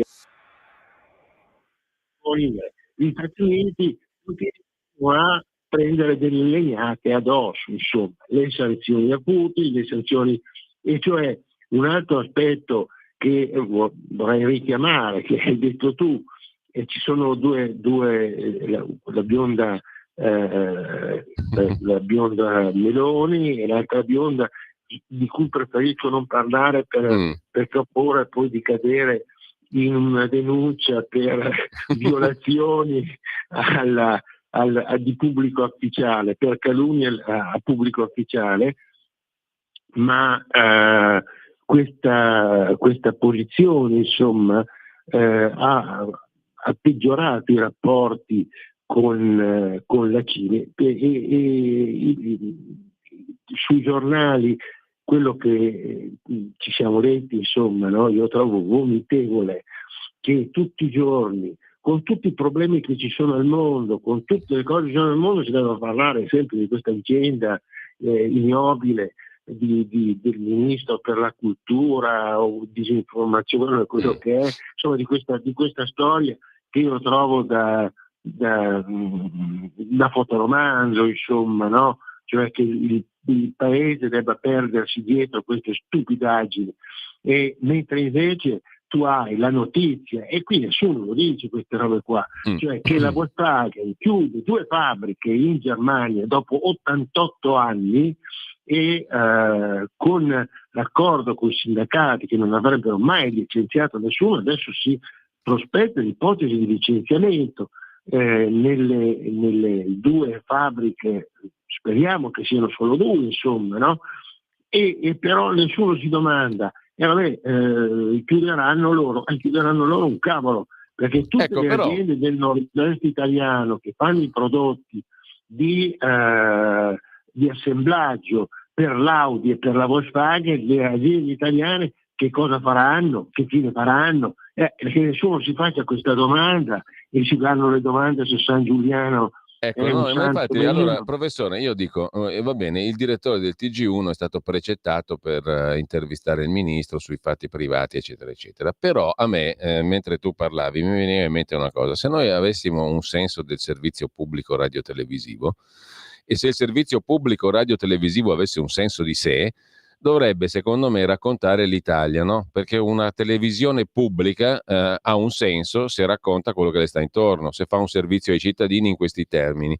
E mentre tu parlavi dei guai economici della Germania, della situazione in Francia che non mi sembra rosea, perché anche lì è stata degradata la finanza pubblica, insomma, per causa della finanza pubblica ha subito un downgrading. Lasciamo perdere se valga o meno il giudizio, diciamo, degli enti finanziari internazionali. Di fatto, però, anche l'economia francese non mi sembra in grande spolvero, no? E allora io mi attenderei dal servizio pubblico radiotelevisivo italiano che questo mi raccontasse come sta l'Italia, ma sul serio, però, andando in giro per i territori, dal Veneto alla Sicilia, per capire come vanno le cose. Io non ho ancora capito se l'Italia è in uno stato di salute, come ha detto peraltro, forse con esagerata enfasi, e tolgo il forse, Giorgia Meloni, che da Garibaldi in avanti non siamo mai stati così bene economicamente, o se invece le cose stiano diversamente. Perché se stiamo così bene economicamente non c'è più quasi niente da fare, non serve neanche più il governo, cosa stiamo qui a fare? Dall'altra parte mi viene il sospetto che non è che stiamo così bene economicamente, perché non vedo in giro tutto questo lusso e questo sfarzo e questo benessere. Quindi mi piacerebbe sapere come stiamo. Lo chiedo a te, professore, noi come siamo messi economicamente? E che senso ha, e aggiungo, e poi ti lascio subito la parola, e che senso ha, diciamo, il fatto che comunque quelli che erano e sono i paesi trainanti dell'Unione Europea stiano male economicamente, perché la Germania non va benissimo, sono aumentati anche i poveri e i pensionati che lavorano dopo i 65 anni sono cresciuti di numero, oggettivamente questi sono alcuni dei dati. La Germania non sta bene, la Francia non sta bene, l'Italia, Garibaldi a parte, non credo che scoppi di salute. Allora forse si pone il problema che questo assetto condizionantissimo dell'Unione Europea e la nostra gestione interna, e qui tu sei l'esperto perché ti sei dedicato per tanti anni, diciamo, al controllo delle amministrazioni pubbliche e della loro azione sotto il profilo economico. Il combinato disposto, diciamo così, del quadro europeo vincolantissimo, delle politiche che abbiamo introdotto perché ce lo dice l'Europa e quelle che facciamo noi perché siamo bravi, i risultati non mi sembrano ottimi, o sbaglio? No, affatto. Cioè, basterebbe dire che abbiamo un debito di 3.000 miliardi. È aumentato il risparmio degli italiani e sono aumentate le entrate fiscali. Però è vero quello che dici tu, cioè che cosa si è verificato? Che si vada in pompa magna a dire queste cose, non ci sono le condizioni. Quindi io più che di informazione pubblica parlerei di disinformazione pubblica, perché i media sia in Italia sia da altre parti, sia soprattutto negli Stati Uniti in occasione delle elezioni presidenziali, manipolano sistematicamente la verità, dando alla gente i numeri sbagliati e le informazioni sbagliate. Non c'è un giornale che dica o faccia critiche, perché i giornalisti che sono lì hanno paura di essere licenziati e quindi scrivono quello è la voce del padrone, no? Il cane che il cane che sentiva la voce del padrone dal grammofono. No? Dal grammofono. E mi ricordo questa frase di questo, l'avevo già detta, di questo scrittore francese, non mi ricordo chi era, che diceva: è molto pericoloso avere ragione quando il potere ha torto, no? Allora che cosa vedo io in Italia? Quello che dici tu, e cioè c'è un significativo peggioramento della classe media, e la classe media, come diceva Aristotele, quindi lo diceva qualche anno fa, è fondamentale per sostenere per sostenere il paese, perché se ci sono i troppo ricchi diventa un'oligarchia, come di fatto è adesso, comandano in pochi, se non comanda nessuno c'è una sorta di sbando della società. Quindi l'Italia non sta andando male, ma come dire, siamo borderline, nel senso che il Sud comunque continua ad arrancare. Noi siamo legati a un'Europa in cui la locomotiva Francia-Germania ha deragliato e quindi è inevitabile che una serie di conseguenze le avremo anche noi dal punto di vista dei servizi che abbiamo dato alla Germania e ai rapporti con la Francia. Siamo estremamente deboli, questa è la realtà. E quello che la gente vede sui giornali, sui pochi giornali che lo scrivono, è una, fra virgolette, svendita del paese, perché ci sono un acquisto continuo da parte dei fondi americani di piccole aziende italiane, c'è l'acquisto di territori, di palazzi, di immobili a Portofino, a Taormina, nella Toscana, da tutte le parti, da parte di fondi americani o altro, insomma, no? Quindi siamo diventati una terra di conquista e questo è un peccato, insomma, no? Perché abbiamo cominciato a svendere la TIM, la Telecom, la Stellantis, cioè quando io ricordavo in questo pezzo che ti ho girato su quello che per me è uno dei più grandi economisti del secolo scorso, Shakti Almart, che era tedesco, e lui, quando Hitler andò al potere nel 1933, venne indicato da Hitler come responsabile economico di una Germania che era andata a pezzi, no? Con un'inflazione pazzesca, con 8 milioni di disoccupati. Questo qua in 5 anni ha rimesso in piedi la Germania, è passato da 8 milioni di disoccupati a 300.000 disoccupati e ha fatto una delle più grandi nazioni al mondo. Purtroppo l'ha creata per Hitler, ma lui che cosa aveva fatto? Chiaramente, diciamo, tessere l'elogio di Hjalmar Schacht non vuol dire tessere l'elogio di Hitler. No, è quello che aveva detto Keynes. Keynes aveva detto: dal punto di vista politico Schacht è condannabile, ma ciò non toglie che sia stato un grande genio dell'economia, Keynes, no? E che cosa aveva fatto Schacht, per esempio? Qual era la ricetta base?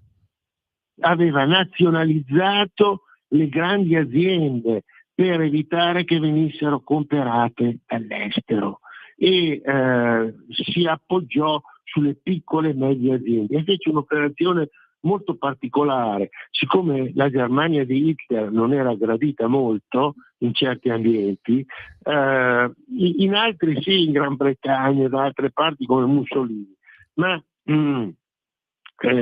era esposta alla finanza internazionale. Allora lui operò in modo da emettere dei buoni del tesoro che venivano dati alle aziende per costruire le strade, delle autostrade che ci sono ancora adesso, delle autostrade, delle fabbriche, eccetera, e questi buoni di fatto era vietato che fossero venduti all'estero e venivano usati all'interno della Germania come moneta di scambio, per cui tu pagavi e comperavi con quei buoni, insomma, no?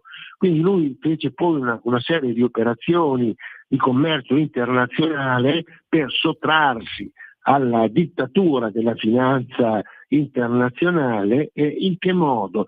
Lui comprava le materie prime all'estero, faceva comprare le materie prime all'estero facendo il baratto e dava in cambio i prodotti fatti in Germania, per cui ha eliminato praticamente l'uso della moneta che serviva, che era servita o che sarebbe servita per far fuori la Germania. Quindi da questo punto di vista noi abbiamo delle cose da imitare. Ecco, professore, mi verrebbe da dire, uno potrebbe obiettarti, ma queste ricette erano intanto prese sotto uno stato totalitario, autoritario, forte, e in un contesto internazionale dove la globalizzazione non si sapeva neanche che cosa fosse. Quindi sono applicabili all'oggi?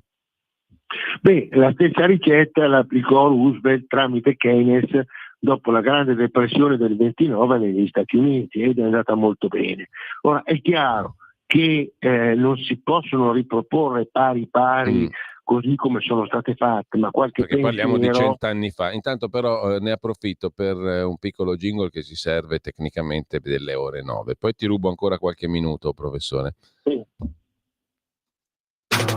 Stai ascoltando Radio Libertà, la tua voce libera, senza filtri né censura. La tua radio.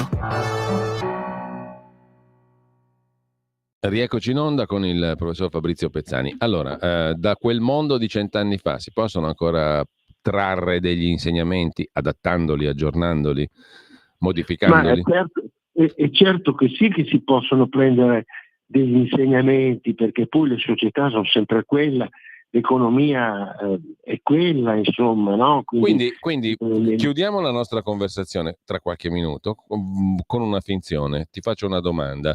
Io fingo di essere il ministro Giorgetti, il ministro dell'economia italiano. Ti chiamo, professor Pezzani, mi dà qualche suggerimento per la prossima finanziaria? Tu cosa mi rispondi?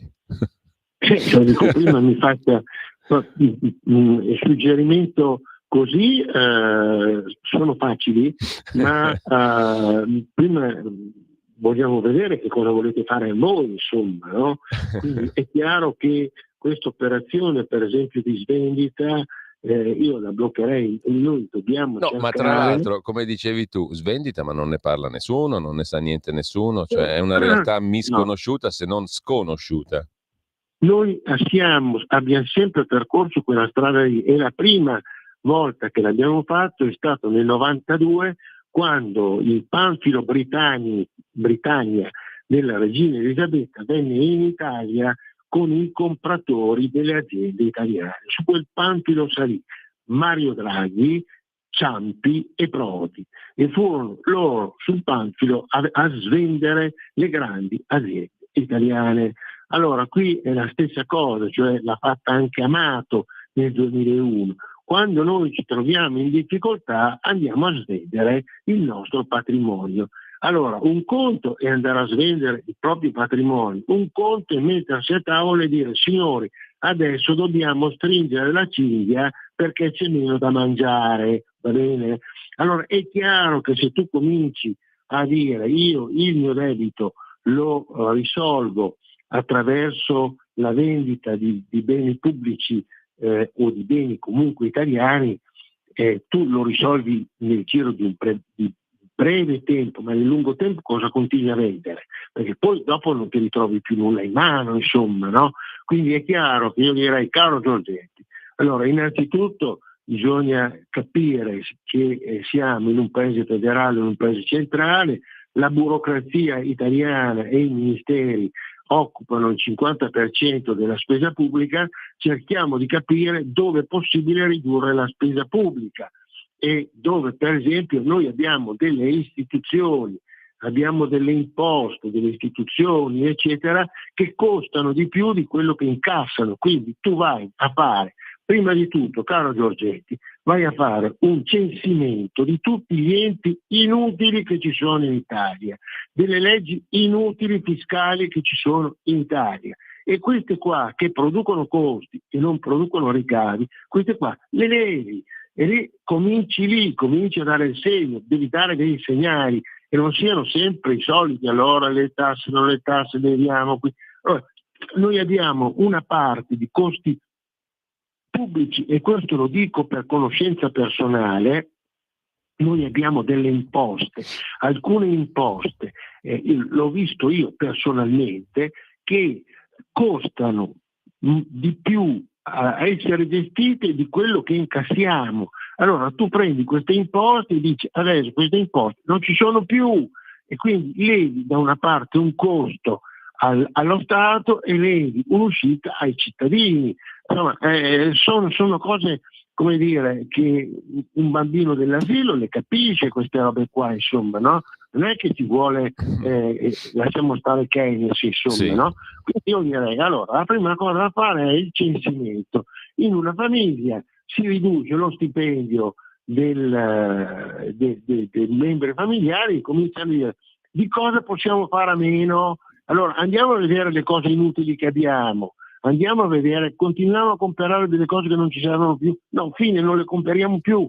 Allora, quindi è chiaro, per esempio, che tutto un processo di smaltimento di istituzioni inutili, di tasse inutili, che creano soltanto costi e non generano ricavi, queste qua vanno eliminate. Quindi io comincerei dal fare una pulizia su tutta questa struttura burocratica dove alcune cose sono evidentemente inutili, no? Quindi comincia a fare questa politica qua, e quindi nel momento in cui fai questa politica dai dei messaggi forti, insomma, no? E comincia a fare così. Poi devi attuare delle politiche, per esempio è importante il rilancio del mondo del lavoro, quindi favorire il lavoro, favorire le piccole e medie imprese che occupano il 92% degli occupati in Italia, sono le piccole e medie imprese, non le grandi imprese. E quindi è chiaro che tutto questo diventerebbe importante, fare delle politiche di credito o di favore alle imprese per potersi sviluppare e generare del lavoro, quindi fare delle politiche, per esempio, che favoriscono quegli artigiani o quegli imprenditori che assumono dei giovani, e quindi dire chi assume dei giovani, per esempio, che hanno dei capannoni, non pagano l'IMU, perché l'IMU che paghi io la uso per impiegare dei giovani e farli lavorare. Quindi ci sono tante cose da poter fare, no? Però qui il problema è che noi siamo, fra virgolette, in un sistema che è inchiodato su un tavolo e sono sempre quelle 4 carte che giri. Allora io dico, porca miseria, ma prendi in mano il mazzo intero e comincia a distribuire le carte in modo diverso. Allora, insomma, ci salutiamo su questo auspicio, su questa metafora, diciamo, del mazzo di carte. Professore, avremo modo di risentirci come minimo settimana prossima. Io intanto ringrazio il professor Fabrizio Pezzani. Poi entreremo mano a mano con il calendario nella discussione proprio di questo, della finanziaria, no? Del che fare. E allora vedremo se questo tuo auspicio sarà tradotto in atto e in che modo. Okay. Grazie Buona al professor giornata a Fabrizio tutti. Pezzani. Grazie, arrivederci.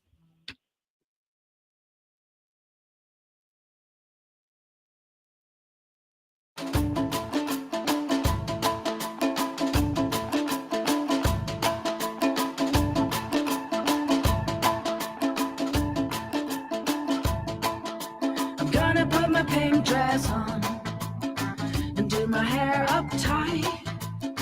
I'm gonna put some eyeliner on. I'm gonna look real nice. I'm going down to the church on 4th and Vine. I'm gonna marry my... Torniamo alla rassegna stampa, ma torniamo soprattutto ai 3 articoli che poi troverete sul sito di radiolibertà.net. Il primo, bomba al CSM, il dossier contro i giudici di sinistra. Se ne occupa Giacomo Amadori in prima pagina sulla Verità di stamattina.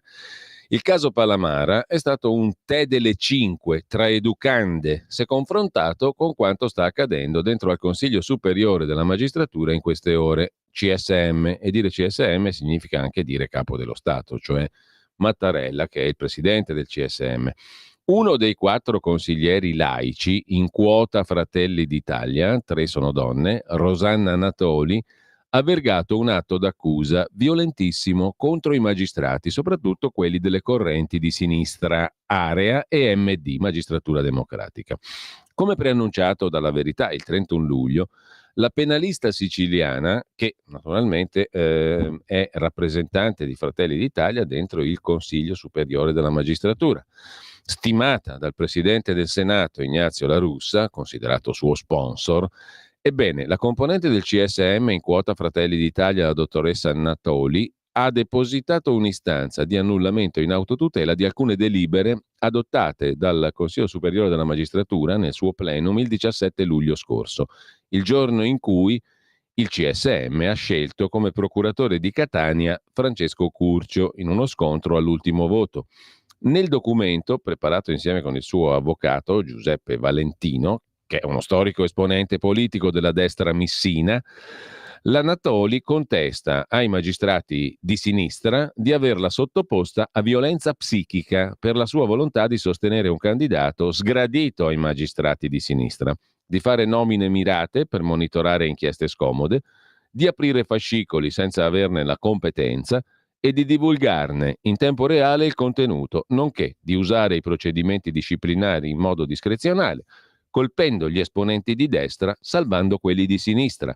E ancora accusa Anatoli i colleghi progressisti del CSM di promuovere candidati senza i necessari titoli, di liquidare i nemici con esecuzioni sommarie in barba alle garanzie tipiche dello Stato di diritto, cioè al Consiglio Superiore della Magistratura agiscono con metodi, diciamo pure, criminali, non curanti della legge, assolutamente ideologici e parziali. Verrebbe da dire mafiosi, ma nel senso pannelliano del termine, quando Pannella parlava della cupola partitocratica.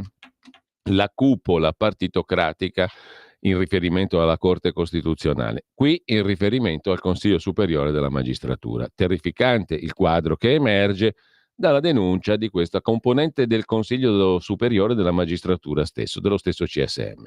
È un'istanza lunga 6 pagine, scrive ancora Giacomo Amadori sulla Verità, è stata indirizzata al vicepresidente del CSM, Fabio Pinelli, dato in quota Lega, ai 2 componenti di diritto del Comitato di Presidenza, ma anche a tutti i consiglieri del Consiglio Superiore della Magistratura. Perciò ieri, appena un'ora dopo il deposito, l'istanza viaggiava già sui cellulari di centinaia di magistrati italiani.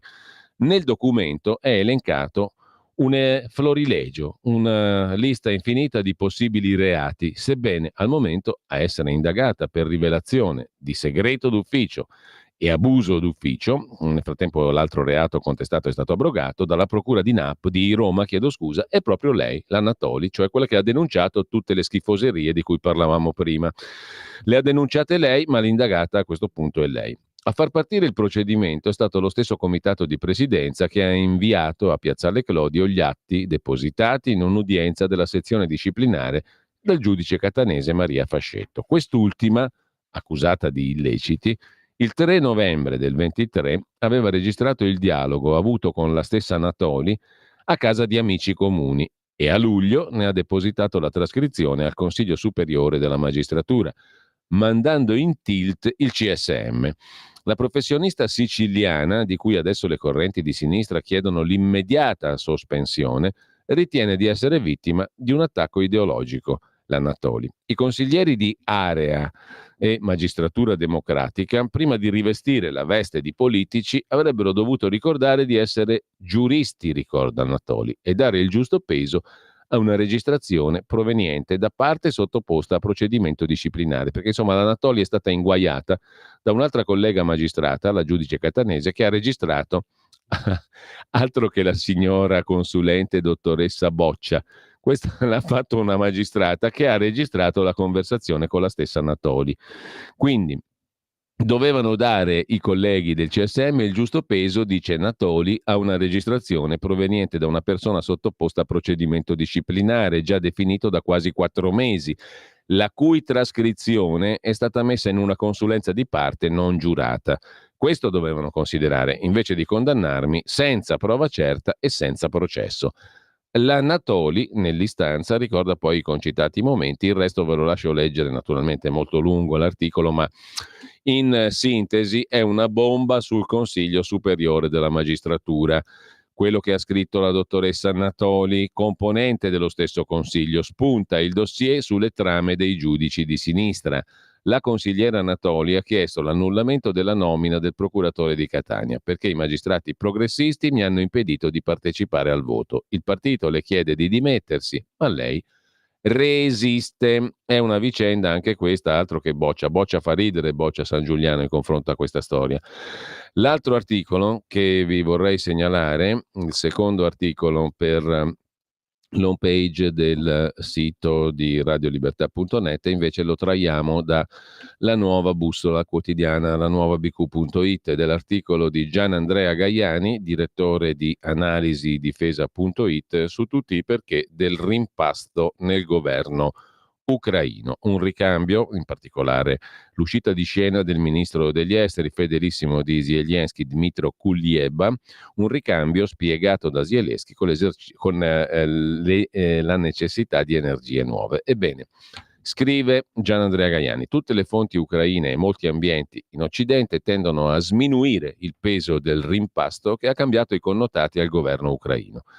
Mikhailo Minakov, senior advisor sull'Ucraina al Kennan Institute del Wilson Center, ha detto all'AGI che più che rimpasto bisognerebbe definirlo una rotazione nei quadri di governo altamente preparata, frutto di un lungo dibattito nell'amministrazione Zelensky e con i partner occidentali.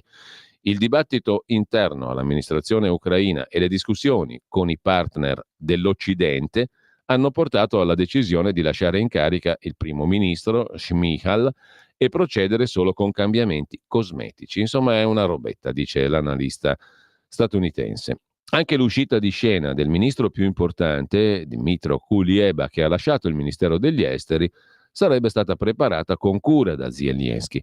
Il suo successore è il viceministro Andrei Shibiga, diplomatico fedelissimo a Zelensky, trasferito 6 mesi fa dall'ufficio di presidenza per preparare la transizione. Per Minakov, Kuleba rimarrà nel governo con un nuovo incarico, ma il punto chiave è che il ricambio di diversi ministri incrementa il potere del presidente e del suo staff, guidato dal potente Andriy Yermak, assicurando il controllo del Parlamento e del governo nonostante il calo di popolarità di Zelensky.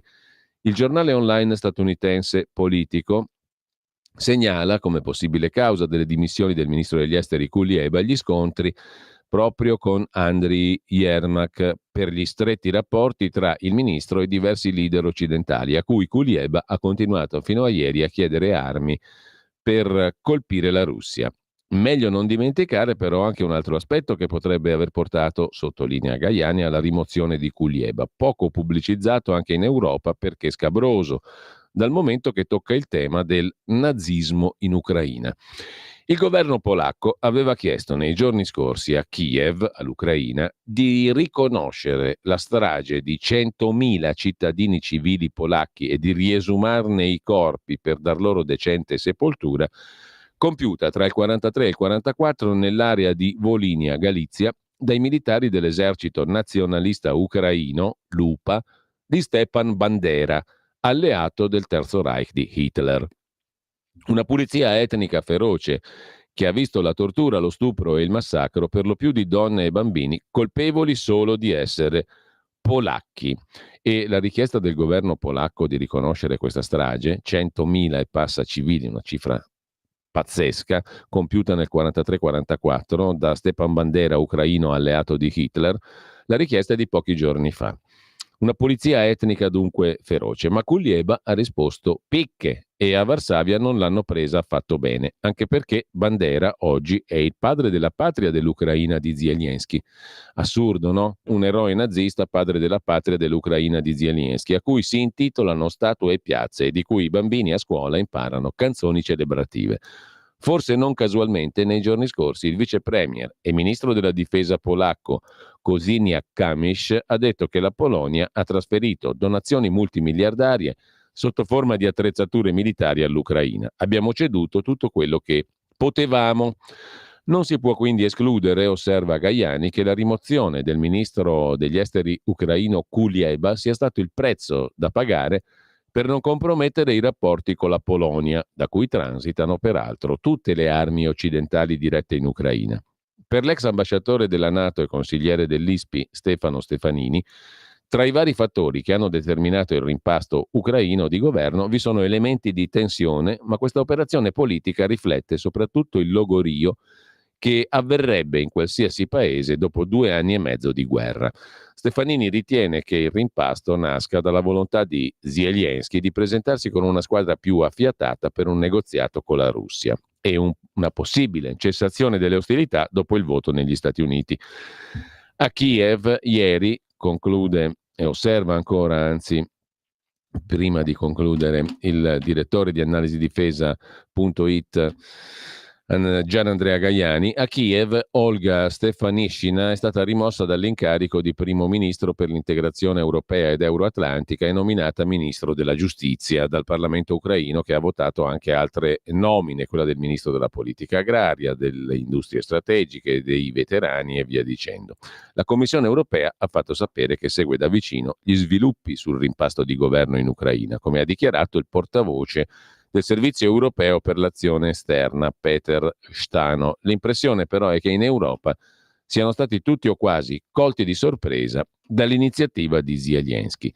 Le ragioni reali del rimpasto potrebbero essere diverse e già in passato Zelensky aveva rimosso figure di spicco come il ministro della difesa Reznikov, coinvolto in scandali di corruzione, o il capo delle forze armate Zaluzhny, a cui venne attribuito il fallimento della controffensiva estiva ucraina. Guardando ai fatti da un punto di vista cronologico, osserva ancora Gaiani, la prima notizia che 3 ministri avevano rassegnato le dimissioni è stata diffusa dal Parlamento ucraino e solo dopo la presidenza ha dovuto far sapere che ci sarebbe stato un rimpasto di governo. Tra le diverse opzioni da valutare non si esclude la volontà di Zelensky di rimuovere ministri che godevano di popolarità in Ucraina e rispettati all'estero per ridurne il prestigio e sostituirli con fedelissimi. In un'Ucraina ultra corrotta si può ritenere che siano stati sostituiti ministri che si sono già arricchiti grazie ai loro incarichi, per lasciare spazio ad altri fedelissimi rimasti finora nell'ombra. Possibile anche che alcuni ministri abbiano annunciato le loro dimissioni in contrasto col presidente dopo che l'attacco al territorio russo nella regione di Kursk ha lasciato molto esposto il fronte del Donbass, sollevando malumori. Verosimile quindi che diversi vogliano lasciare la barca prima che affondi, oppure è possibile che il rimpasto prepari la gestione di negoziati con la Russia, rimuovendo chi era stato in prima linea in questi anni di guerra. Appare del resto chiaro, conclude Gaiani, l'attacco al territorio russo è stato attuato col diretto coinvolgimento degli anglo-americani. Fonti militari hanno detto al New York Times che c'è stato un supporto di intelligence all'operazione ucraina, ma questo avviene in fase di pianificazione, che ha coinvolto quindi britannici e statunitensi. E poi ci sono video in cui appaiono uomini con l'uniforme ucraina che parlano in inglese. L'attacco a Kursk, per molti ucraini un azzardo, sembra infatti essere un'operazione per guadagnare tempo e evitare un tracollo militare prima del voto negli Stati Uniti. Una disfatta militare dell'Ucraina potrebbe avere effetti gravi sui consensi al Partito Democratico, Biden-Harris. Zelensky infine ha spiegato il rimpasto con l'esigenza di energie nuove. Paradossale che a dirlo sia il presidente il cui mandato è scaduto a maggio, che non intende convocare le elezioni e che pare aver messo, e che dopo aver messo fuori legge 11 partiti di opposizione accusati di essere filorussi, ha di fatto esautorato anche il Parlamento. La popolarità di Zelensky è ai minimi termini. Secondo un sondaggio era risalito, si fa per dire, a un misero 15% di consensi dopo l'attacco a Kursk di agosto. Queste le diverse ragioni dietro il rimpasto di governo in Ucraina, analizzate pragmaticamente da Gian Andrea Gaiani. Terzo pezzo che vi segnalo invece dal sito della Fondazione David Hume. Luca Ricolfi riflette su ciò di cui parlavamo poco fa con il professor Pezzani: occupazione, redditi e produttività. Sostenere il ceto medio, si domandava Luca Ricolfi. L'articolo era uscito in realtà sul Messaggero qualche giorno fa, ma lo trovate in home page su fondazioneium.it. Che la parola d'ordine della manovra, la finanziaria di quest'anno, scrive Ricolfi, sia meno tasse al ceto medio è comprensibile. Sorprendenti, semmai, le manovre precedenti, sbilanciate nei confronti delle fasce più deboli della popolazione. Dopo un biennio di politiche di sinistra, è normale che un governo di destra faccia anche qualcosa di destra. Nella prossima manovra, oltre alla conferma delle misure pro ceti bassi, avremo qualche modesta misura a favore dei ceti medi, forse pure dei ceti alti. Niente di eclatante, niente di strano. Quel che colpisce è il ripetersi da decenni, scrive Ricolfi, del medesimo schema, ricerca disperata di risorse da ogni rivolo del bilancio pubblico. Constatazione che le risorse non bastano a fare quel che si vuol fare, parziale ricorso al deficit per finanziare le misure bandiera della manovra. Il tutto aggravato per il futuro dalla necessità di rispettare impegnativi piani di rientro del debito pubblico. Insomma, la solfa è sempre quella. Ma può un governo qualsiasi andare avanti così? Si domanda Ricolfi. Certo che può, e infatti tutti i governi da 30 anni vanno avanti così. La vera domanda è se noi siamo consapevoli che per questa strada nessuno dei problemi che tutte le forze politiche denunciano, sanità, scuola, povertà, potrà mai essere risolto chiunque governi. L'impressione è che noi non lo siamo consapevoli. Se lo fossimo, smetteremmo di discutere di politiche palliative e ci concentreremmo su politiche radicali o agonistiche, come le chiama la politologa Chantal Mouffe, cioè su politiche che provano ad aggredire i problemi alla radice, anche a costo di pagare qualche prezzo in termini di consenso. Ma qual è allora la radice dei nostri problemi, secondo Ricolfi? Dipende dalla prospettiva che adottiamo. In astratto la radice è il debito. Se il debito fosse al 60% del PIL anziché 140, ogni anno risparmieremmo 40-50 miliardi di interessi sul debito. Con quel tesorone potremmo affrontare molti dei nostri problemi. Peccato che per arrivare fin lì ci vorrebbero decenni di austerità, alla fine dei quali potremmo ritrovarci più poveri di oggi. Se cambiamo angolatura e diamo il debito come incomprimibile o poco comprimibile, la vera radice dei nostri problemi diventa un'altra.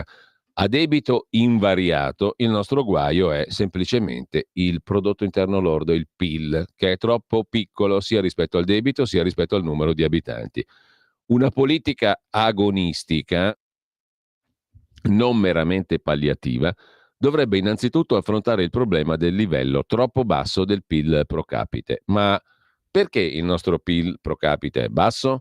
E qui è essenziale distinguere due ragioni. La prima è che da molti decenni il nostro tasso di occupazione è fra i più bassi dei paesi avanzati. Meno persone che lavorano significa meno redditi che entrano nei bilanci familiari. La prima causa delle difficoltà economiche di tante famiglie non è il basso livello dei salari, ma il fatto che a lavorare sia solo il capofamiglia. Seconda ragione del nostro basso PIL pro capite è la dinamica della produttività, che ristagna da circa 30 anni. Quando si lamenta che negli ultimi decenni i salari reali sono aumentati un po' dappertutto in Europa, ma in Italia sono rimasti al palo, si dimentica che la precondizione per l'aumento dei salari orari è l'aumento della produttività del lavoro, che a sua volta dipende in modo cruciale dal progresso organizzativo e dagli investimenti in tecnologie materiali e immateriali.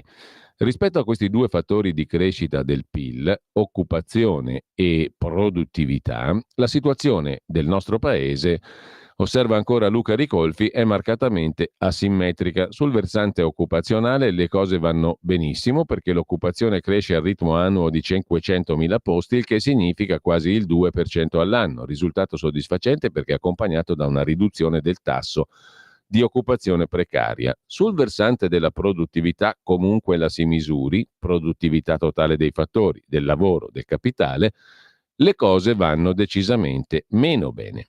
Il ritmo di crescita resta ampiamente inferiore a quello degli altri maggiori paesi, con effetti ovvi negativi sulla dinamica salariale. Se la politica volesse andare alla radice del problema Italia, conclude Luca Ricolfi, continuerebbe con le politiche para-keynesiane di sostegno dell'occupazione fin qui adottate, ma le carte residue le giocherebbe sul versante della produttività, con incentivi alle imprese che innovano e investono in tecnologia, perché il rischio, se non si agisce anche su questo versante, è che l'aumento dell'occupazione, anziché trascinare il sistema, nasconda la stagnazione della produttività, che è il nostro vero, troppo spesso dimenticato, tallone d'Achille. Insomma, il nostro basso PIL pro capite è dovuto soprattutto alla produttività che da 30 anni non cresce. I salari reali sono aumentati dappertutto in Europa, in Italia sono rimasti al palo, questo è vero, ma per aumentare i salari bisogna che aumenti la produttività, che dipende dagli investimenti, dal progresso organizzativo, dalle tecnologie. Così Luca Ricolfi. Ci fermiamo un attimo, qui Parlamento, flash pillola e poi torniamo alla rassegna stampa di oggi. Qui Parlamento. Assisto divertito, come credo anche molti di voi, insomma.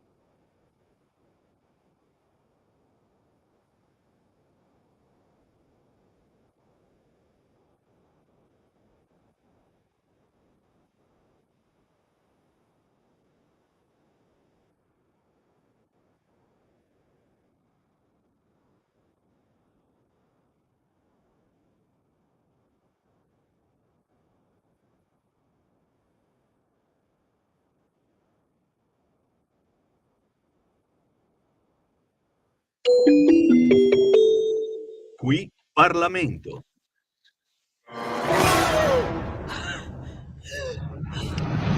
Pensa a respirare. Ora abbandonati. Che cosa vedi? Luce, oscurità, l'equilibrio. È tanto più grande. È stato un risveglio. Hai sentito? Conosco una sola verità.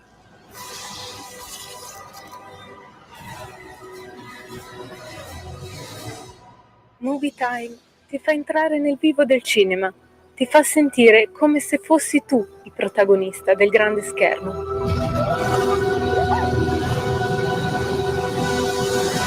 Ogni sabato dalle ore 16. Torniamo allora alla rassegna stampa, perché vi devo segnalare la prima pagina di Italia Oggi, che si apre con una questione della quale poi si occuperà anche il Sole 24 Ore, il quotidiano di Confindustria, che riguarda i precari, in questo caso della pubblica amministrazione. Il Sole 24 Ore parlerà più in generale, però la notizia è questa: indennizi ai precari della pubblica amministrazione. Nel decreto cosiddetto salva infrazioni c'è la possibilità di attribuire un risarcimento del danno da 4 a 24 mensilità per l'uso abusivo di contratti di lavoro a tempo determinato. Un'indennità da minimo 4 a massimo 24 mensilità, che non esclude la possibilità per il lavoratore di provare il maggior danno subito. È la soluzione individuata dal governo per sanare una procedura di infrazione avviata nel 2019, proseguita dall'Europa fino all'anno scorso, per l'abuso di contratti a tempo determinato nel settore pubblico. Questo per quanto riguarda il settore pubblico, ma poi ci sarà anche un riflesso più generale, come vedremo tra poco. Nel frattempo, da Italia Oggi vi segnalo l'articolo di Roberto Giardina da Berlino. Fra poco si vota anche nel Brandeburgo. Tra 2 settimane si riaprono le urne nel Land che circonda Berlino e dove vive il premier, il cancelliere Olaf Scholz, mentre la Bild Zeitung chiede le dimissioni di Scholz.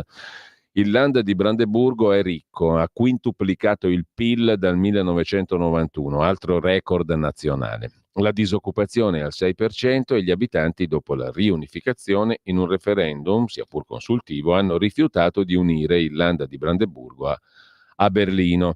L'attuale presidente della regione Brandeburgo, il socialista Voigtke, spera di guadagnare terreno. Se riuscirà, la sua sarà una vittoria decisa da poche migliaia di voti, ma ha pregato Scholz di non farsi vedere al suo fianco durante la campagna elettorale e non risparmia critiche alla coalizione.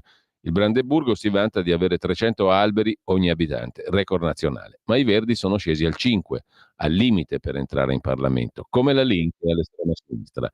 Per avere la maggioranza potrebbe non bastare una grossa coalizione con la CDU. Vedremo anche il voto in Brandeburgo come andrà. Mentre da Italia Oggi c'è un'altra notizia interessante: crisi dell'auto, trasferiti in Polonia. È la proposta di Stellantis, la vecchia Fiat, che propone ai cassi integrati torinesi di Mirafiori di spostarsi in Polonia, nello stabilimento di Tychy. Le immatricolazioni del gruppo sono crollate, meno 32,4% in agosto in Italia, scrive Carlo Valentini. La Fiat di John Elkann è finita quasi del tutto in mani straniere. Il quartier generale è in Francia, gli stabilimenti non francesi sono in competizione tra loro, da qui la decisione di potenziare la produzione in Polonia e dare un ulteriore taglio a quella in Italia, scivolata al 19° posto nella classifica globale produttori veicoli. Italia superata perfino dalla Slovacchia, mentre la Francia produce ormai il doppio dell'Italia. Nel 66 Mirafiori produceva 1 milione di auto, ora siamo a meno di 100.000, scrive Carlo Valentini su Italia Oggi.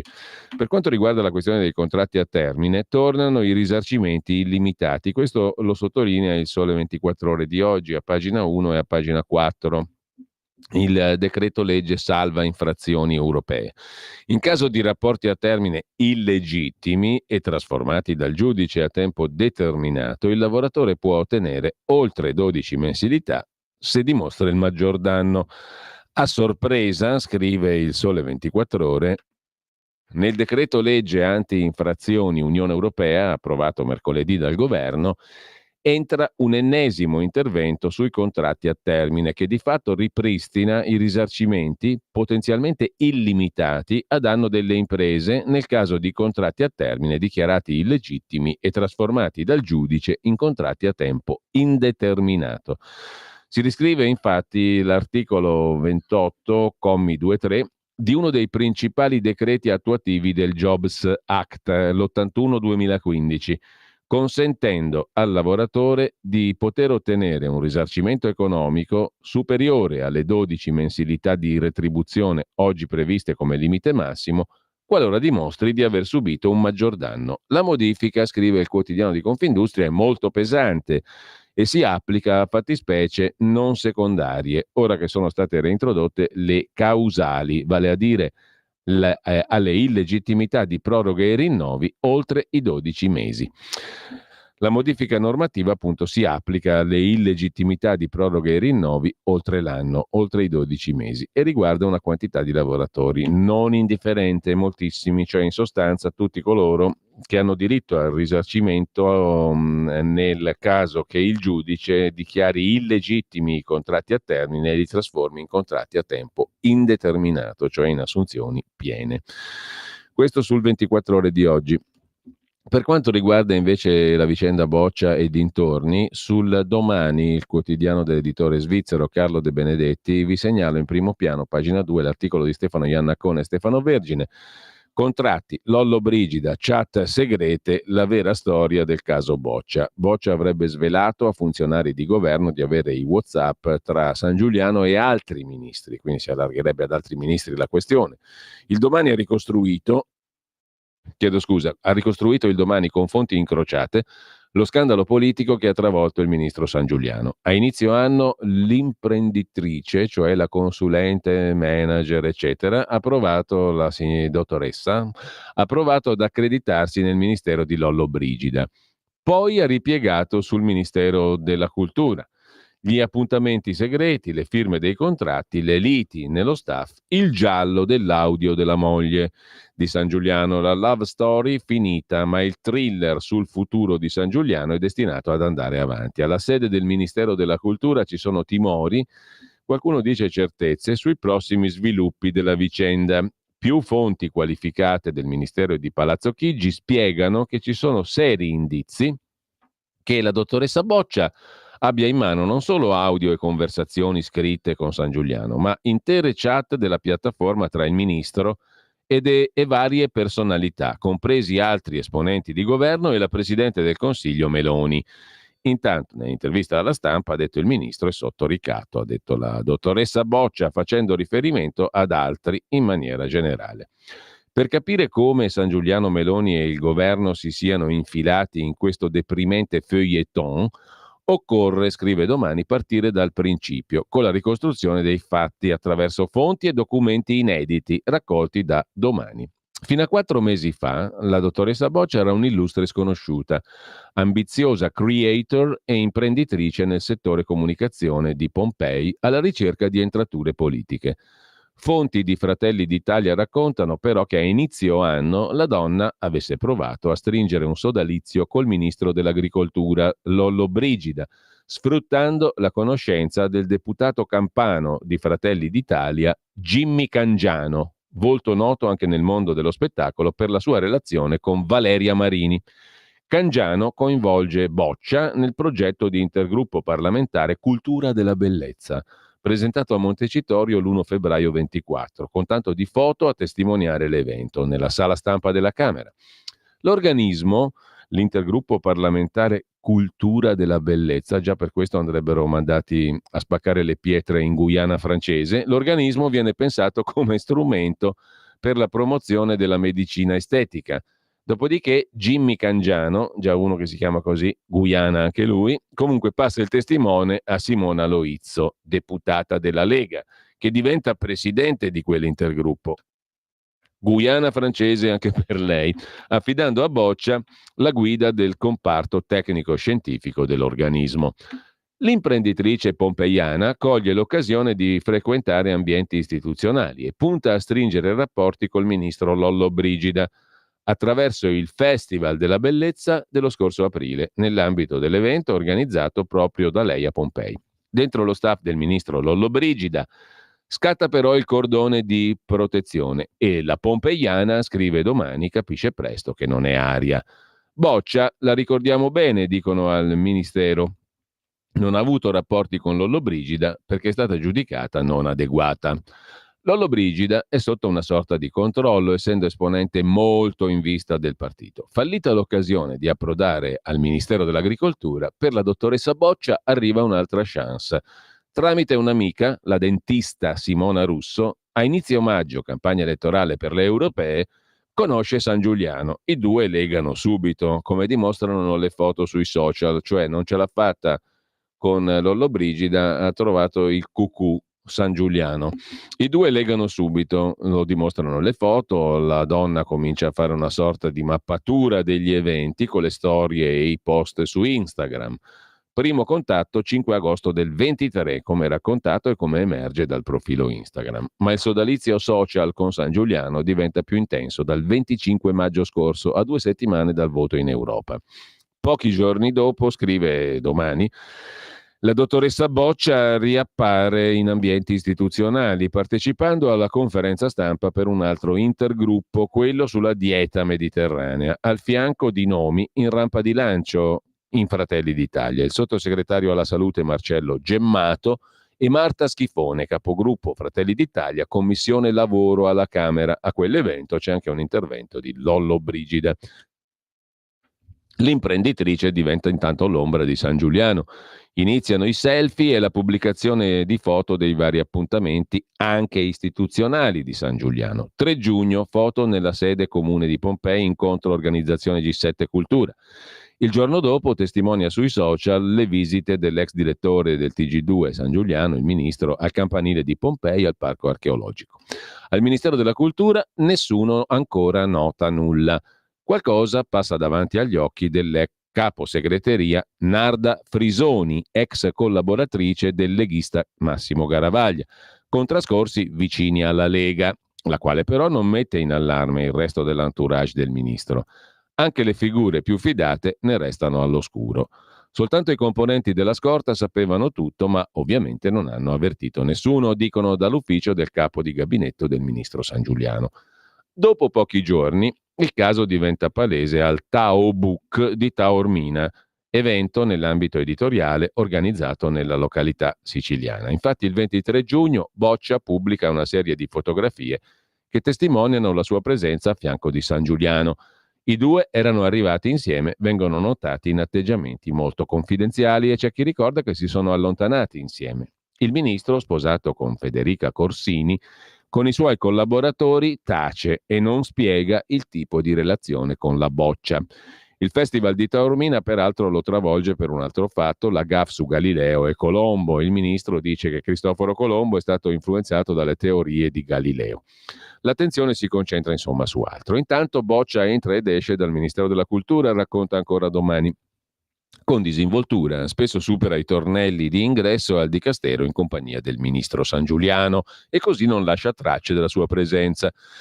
È Emanuele Merlino, capo della segreteria tecnica di San Giuliano, il primo a lanciare l'allarme all'interno del ministero inizio luglio. A quel punto Merlino avverte anche esponenti importanti di Fratelli d'Italia e viene a sapere del precedente tentativo della dottoressa Boccia di avvicinarsi a Lollobrigida. Boccia però resta sempre a fianco del ministro. Di più, l'imprenditrice, con l'appoggio di San Giuliano, chiede con insistenza l'assegnazione di una consulenza per l'organizzazione eventi, a cominciare dal G7 della Cultura Pompei. Nonostante i suggerimenti dei collaboratori di evitare di coinvolgerla, su volontà di San Giuliano, la creator di Pompei viene inserita nelle chat ufficiali dello staff del Ministero. Verrà eliminata il 16 agosto dalle chat, come riportato da una delle foto pubblicata da lei stessa su Instagram. Avevamo capito che la cosa stesse prendendo una piega negativa e non c'erano elementi per integrarla nei canali dello staff, raccontano dal Ministero della Cultura. Il 15 luglio, scopre il Domani, i due amanti vanno insieme pure al concerto dei Coldplay a Roma, stavolta in segreto ma in tribuna autorità. Hanno pagato i biglietti? Le pressioni per la nomina come consulente aumentano e la tensione è alle stelle. Oltre a battutacce e gossip becero, qualcuno fa girare la voce falsa che lei potrebbe essere incinta e che sarebbe andata a fare dei controlli ad hoc accompagnata dal ministro. Proprio ieri un fotografo, Alex Fiumara, ha raccontato al Fatto di aver saputo dell'esistenza di una fotografia finora mai pubblicata dove si vedono i due mentre escono dal portone di uno studio medico. Dentro il ministero la paura è che Sangiuliano sia in balia di una persona di cui nessuno sa davvero molto e che possa essere prima o poi ricattabile, anche perché passi falsi da parte del ministro ne vengono fatti a iosa. L'altro ieri il ministro, interrogato dal TG1 sulla voce femminile citata da Boccia come colei che ha suggerito di chiudere il rapporto sentimentale e far saltare la nomina, non ha smentito che possa essere la voce di sua moglie. Sembra dunque che Boccia abbia ascoltato un audio privato tra Sangiuliano e la moglie, ma come avrebbe fatto? Il ministro ha detto al TG1 che la conversazione potrebbe essere stata carpita e io non l'ho ascoltata. Dunque, implicitamente, Sangiuliano ammette che esiste un audio. Ma come avrebbe fatto una terza persona a registrare un colloquio privatissimo tra marito e moglie sull'amante di lui pronta a diventare consulente? Delle due l'una. O in casa e in ufficio del ministro c'erano delle cimici, e sarebbe gravissimo, oppure la conversazione è stata registrata dal ministro, escludiamo la moglie per buon senso, e poi spedita da lui stesso, da qualche collaboratore, alla stessa Boccia. Tornando alla love story, conclude il Domani. Il giorno dopo il concerto dei Coldplay, 16 luglio, Giuliano firma, davanti a Boccia, la richiesta per la consulenza tanto desiderata da lei, ovviamente nella sede del Ministero. Nella stessa stanza c'è la capo segreteria, Narda Frisoni, l'ex leghista, e il capo di gabinetto, ovvero praticamente Francesco Giglioli. L'atto viene inoltrato agli uffici ministeriali che chiedono dati e curricula per la consulenza a titolo gratuito. E qui per la Pompeiana arriva il primo stop. Il capo gabinetto ravvisa un potenziale conflitto di interessi di Boccia. Dalle verifiche risulta che Boccia sia tuttora azionista al 100% dal 10 marzo del 22 della Cult Communication SRL, società domiciliata a Napoli che nel 23 ha fatturato poco più di 14.000 euro con un rosso di 2005. Perdite a parte, il fatto rilevante è che la Cult Communication si occupa di organizzazione eventi, comunicazione e pubblicità, materie che potrebbero entrare in conflitto di interessi per una consulente del Ministero della Cultura che organizza eventi. Sangiuliano, dopo aver sempre difeso a spada tratta la sua fiamma da chi provava ad aprirgli gli occhi, inizia a capire che si sta mettendo in un grosso guaio. Soltanto quando l'11 agosto il giornalista specializzato in gossip Gabriele Parpiglia pubblica sui suoi canali social 2 foto in cui il ministro non porta la fede al dito. Le immagini accompagnate da queste parole: il ministro Sangiuliano in love e poi il ministro in crisi con la moglie, una terza presenza alla causa. Una delle 2 foto ritrae Sangiuliano insieme al sindaco di Pompei, visita ufficiale 3 giugno. È la stessa visita in cui era presente Boccia, che però nella foto pubblicata da Parpiglia non compare. Il post viene rilanciato da Dagospia. Il ministro si spaventa e blocca tutto, allentando anche i rapporti con l'amante. La pausa estiva però non interrompe il pressing della Boccia, che continua a tempestare di chiamate agli uffici ministeriali chiedendo che l'iter per la nomina sia completato entro il 20 agosto come chiesto fin dall'inizio. Il 16 agosto viene però estromessa dalle chat del capo ufficio stampa Andrea Petrella, come testimoniano alcuni screenshot da lei stessa pubblicati. In pubblico la Boccia non si scompone. Dopo 3 giorni va a Rimini al meeting di Comunione e Liberazione e pubblica delle foto di Sangiuliano, sebbene lei non compaia al suo fianco, a differenza di tante altre volte precedenti. Lunedì 26 agosto la rottura pubblica. Boccia ha appreso che la nomina è stata rifiutata dal capo di gabinetto, che le ha spiegato varie ragioni per il mancato completamento dell'iter. La notizia viene comunicata alla Boccia alle 13:10. Alle 13:30 Boccia pubblica l'ormai famoso post in cui ringrazia Sangiuliano per la nomina ricevuta. Voleva metterlo spalle al muro, spiega una fonte di Fratelli d'Italia. Il problema, conclude Domani, per Sangiuliano e forse non solo, è che la donna potrebbe avere altre frecce da scoccare. L'entourage di Boccia avrebbe fatto sapere già al Ministero della Cultura che lei avrebbe scaricato sul computer tutta la cronologia delle chat WhatsApp del cellulare del ministro, compreso il QR code.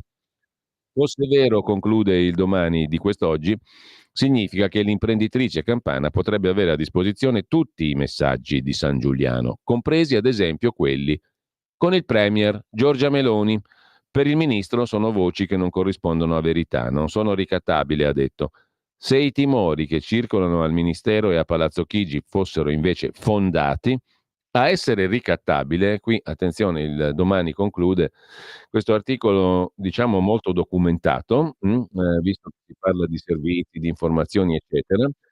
Se i timori al Ministero della Cultura e a Palazzo Chigi fossero fondati, a questo punto ricattabile non è più solo San Giuliano, appena riconfermato da Giorgia Meloni, ma tutte le persone che hanno scambiato con lui, inclusa naturalmente il Presidente del Consiglio, informazioni e opinioni riservate e private e che non vogliono rendere pubbliche. Staremo a vedere, però questa roba qua che ricostruisce, diciamo in maniera molto documentata, il quotidiano Domani, qualche preoccupazione potrebbe generarla, mettiamola così.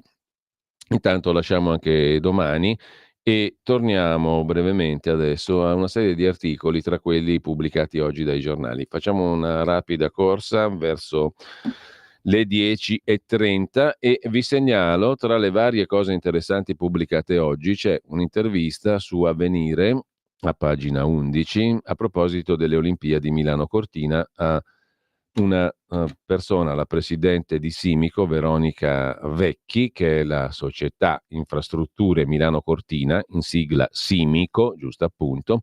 La presidente Vecchi annuncia la svolta del comitato, saranno online tutti i subappalti dei cantieri per la Milano Cortina. Così la presidente Vecchi rassicura Avvenire dopo l'inchiesta dei mesi scorsi. Entro la fine di settembre tutte le informazioni dettagliate. Sono a bilancio per le Olimpiadi un centinaio di opere. Su Avvenire, già che ci siamo, è da leggere a pagina 19 la storia raccontata da Gerolamo Fazzini che riguarda il colonnello Petrov. Gli dobbiamo tutti qualcosa al colonnello Petrov perché fu l'uomo che fermò l'Apocalisse.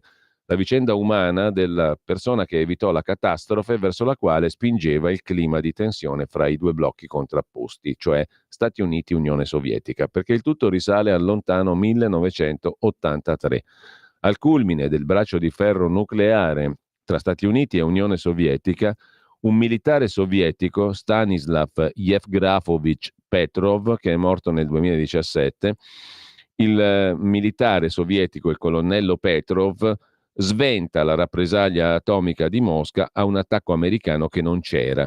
Sangue freddo e fa capire che non c'è stato l'attacco. Il giorno in cui all'umanità fu risparmiato l'abisso della guerra totale, grazie alla lucidità di questo oscuro colonnello, questo giorno è stato eletto come simbolo dalle Nazioni Unite dell'impegno globale contro il riarmo. A salvare il mondo dal rischio apocalisse, la prontezza e il coraggio di questo tenente colonnello delle forze di difesa aerea sovietiche che all'epoca aveva 44 anni, un episodio che è stato dimenticato e che Avvenire invece ricorda meritoriamente a pagina 19 con Gerolamo Fazzini. Sul Corriere della Sera invece c'è da segnalare un'intervista che ci riporta alla vicenda della dottoressa manager imprenditrice Boccia, e la racconta Anna Rita Patriarca, 53enne deputata di Forza Italia. Diciamo che la signorina Boccia ha provato ad agganciare un po' tutti noi parlamentari campani. Ha fatto il giro completo, dice con schiettezza la navigata onorevole Anna Rita Patriarca, 53 anni, deputata di Forza Italia.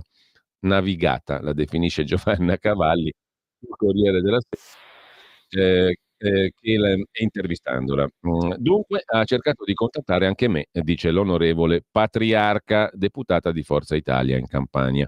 Era la moderatrice un anno fa di una conferenza stampa a Montecitorio. Presentavo una mozione per istituire scuole di specializzazione e un albo professionale per medici e chirurghi estetici. La boccia era già prevista nello staff, credo al seguito di qualche medico. Si qualificava come esperta di moda, presidente di non so quale associazione. Una che è soltanto quasi omonima di quella che conta a Milano, io non lo sapevo, non me ne intendo. Il mio compito alla tavola rotonda e il suo compito, cioè della boccia alla tavola rotonda, era quello di dare la parola. La mozione l'ho preparata io, sia chiaro. Lei era poco più di una hostess. Una bella ragazza, ho appreso adesso che ha 41 anni, ne dimostra meno, spigliata, sveglia, ambiziosa, dice l'onorevole patriarca al Corriere della Sera. Dopo quella prima volta l'ha riconfermata per ulteriori eventi? No, so che ha lavorato anche con altri colleghi, Catello, Vitiello, Jimmy Cangiano, Simona Loizzo, ma con ciascuno di loro per una volta sola. Non ha mai ottenuto il bis. Si chieda il perché. Insomma, proprio un cucù di dimensioni colossali il ministro della cultura, che è stato l'unico, si è detto con rispetto, l'unico pirla che ha abboccato a questa qua sostanzialmente. Tutti gli altri l'hanno scansata. Da allora, per caso, l'ha contattata per telefono con insistenza. Si è sempre interfacciata con la mia assistente, dice l'onorevole patriarca, Forza Italia.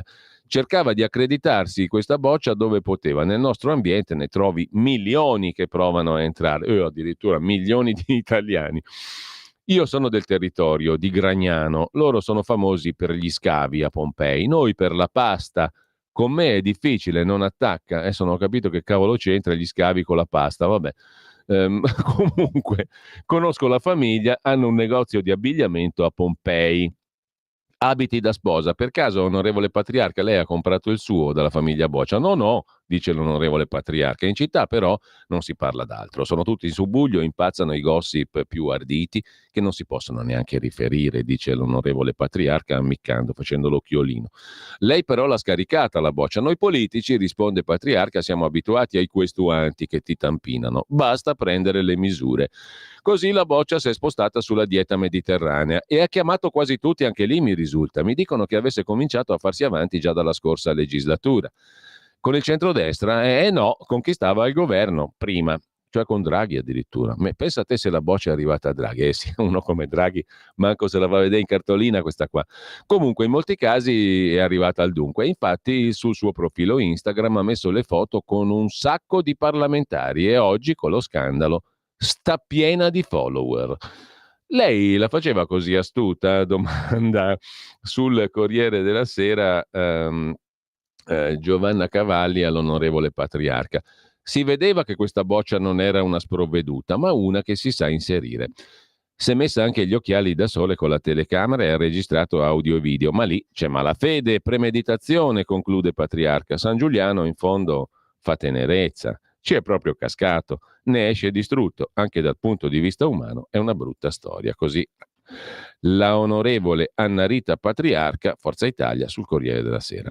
Mentre sul Corriere della Sera, da Berlino, la corrispondente Mara Gergolet parla di un episodio che è stato completamente trascurato quasi dai media in Italia. Islamista con fucile e con baionetta assalta il consolato israeliano. Paura nelle strade di Monaco, ucciso il 18enne. L'attacco nell'anniversario della strage alle Olimpiadi del 72. Emra, austriaco, era noto alle forze dell'ordine per la sua radicalizzazione. Ehi tu, non trovi più il segnale di Radio Libertà sulla tua radio DAB? Non disperarti, risintonizza! Sì, ma come? È facile, tasto menu, poi scegli il tasto corrispondente alla ricerca automatica dei canali, attendi qualche minuto e tutte le stazioni DAB della tua zona saranno disponibili. Allora, vediamo ancora dal Corriere della Sera la questione di politica interna nei 5 Stelle, l'ultimo asso di Beppe Grillo, o me o Conte. Conte se vuole si faccia il suo partito, siamo pronti a riprenderci il movimento e a bloccare tutto. A intervenire direttamente Beppe Grillo, che ha attaccato Conte con un duro commento, un duro post. A oggi, ha scritto Grillo, non mi sembra si stia compiendo il rinnovamento, ma l'abbattimento per costruire qualcosa di nuovo che nulla ha a che spartire con il movimento. Sul Corriere della Sera c'è l'intervista a un deputato dei 5 Stelle, Francesco Silvestri, ma come Grillo viene retribuito da noi per farci da consulente e attacca il leader? Da Beppe comportamenti contraddittori. Invece, in pagina di cronaca del Corriere della Sera, sentite qua cosa ha raccontato il 17enne di Paderno Dugnano al pubblico ministero. Delle frasi raggelanti. Volevo cancellare tutta la mia vita di prima. Mi sono sempre sentito diverso da tutti quanti, li percepivo come meno intelligenti, ritenevo che si occupassero di cose inutili, vedevano problemi che per me non c'erano. Così Riccardo, 17 anni, prova a dare una spiegazione a quel malessere interiore, quel senso di estraneità che nel corso degli anni l'ha portato a sentirsi distaccato fino all'esplosione di domenica, quando ha fatto fuori con 68 coltellate il papà, la mamma e il fratellino a Paderno Dugnano. Una strage di una famiglia perfetta che più di un movente nasconde un disagio del giovane. Le frasi sono terrificanti. Volevo cancellare tutta la mia vita, mi sono sempre sentito diverso da tutti, li percepivo come meno intelligenti, ritenevo che si occupassero di cose inutili, vedevano problemi che per me non c'erano. Quindi fatti fuori. Sul Fatto Quotidiano invece si salta naturalmente da un argomento all'altro, però vi segnalo a pagina 16 il racconto da Besate, in provincia di Pavia, Lombardia, di Davide Milosa. Viaggio alle origini della peste suina, l'inferno dei maiali, degli allevamenti intensivi. I 2 allevamenti zero da cui è partita la peste suina si trovano appunto nel Pavese.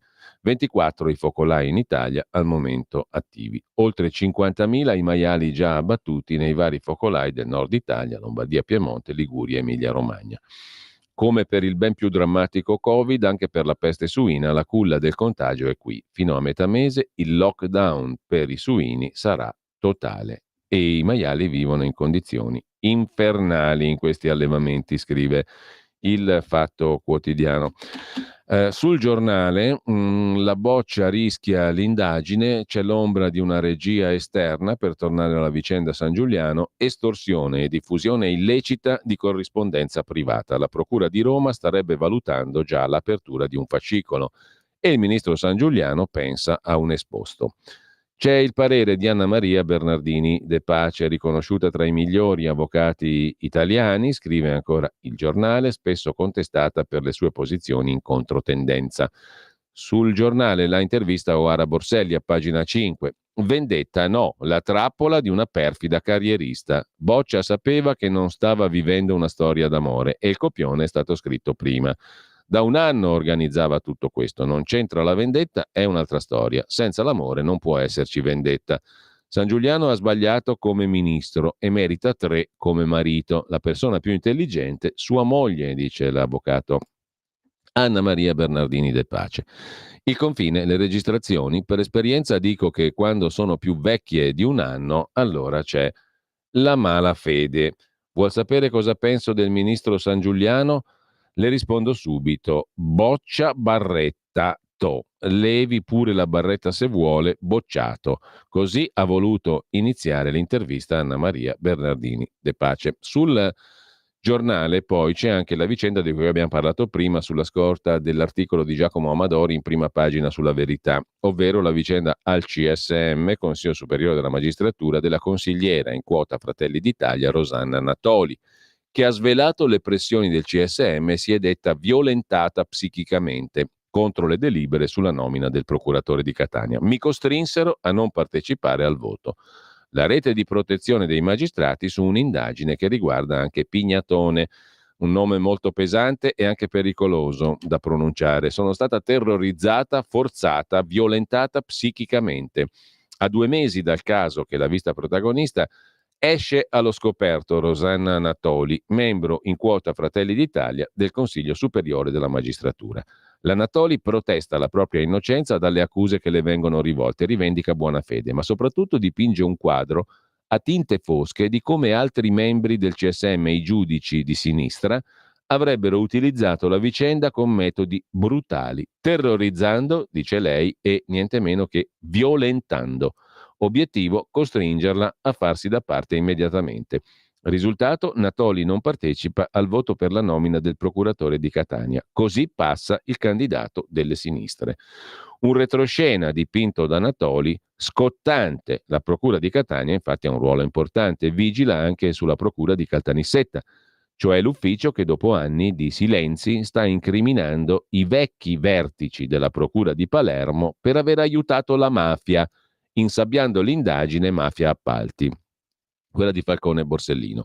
Intorno a Giuseppe Pignatone e Gioacchino Natoli, indagati per favoreggiamento aggravato, si sta creando una rete di salvataggio. E tenere sotto tiro i pubblici ministeri di Caltanissetta che accusano Pignatone e Natoli, un altro Natoli che non c'entra con la consigliera di Fratelli d'Italia al CSM, Gioacchino Natoli e Giuseppe Pignatone sono i magistrati della Procura di Palermo che avrebbero aiutato Cosa Nostra insabbiando le indagini di Falcone e Borsellino. Su di loro indaga la Procura di Caltanissetta.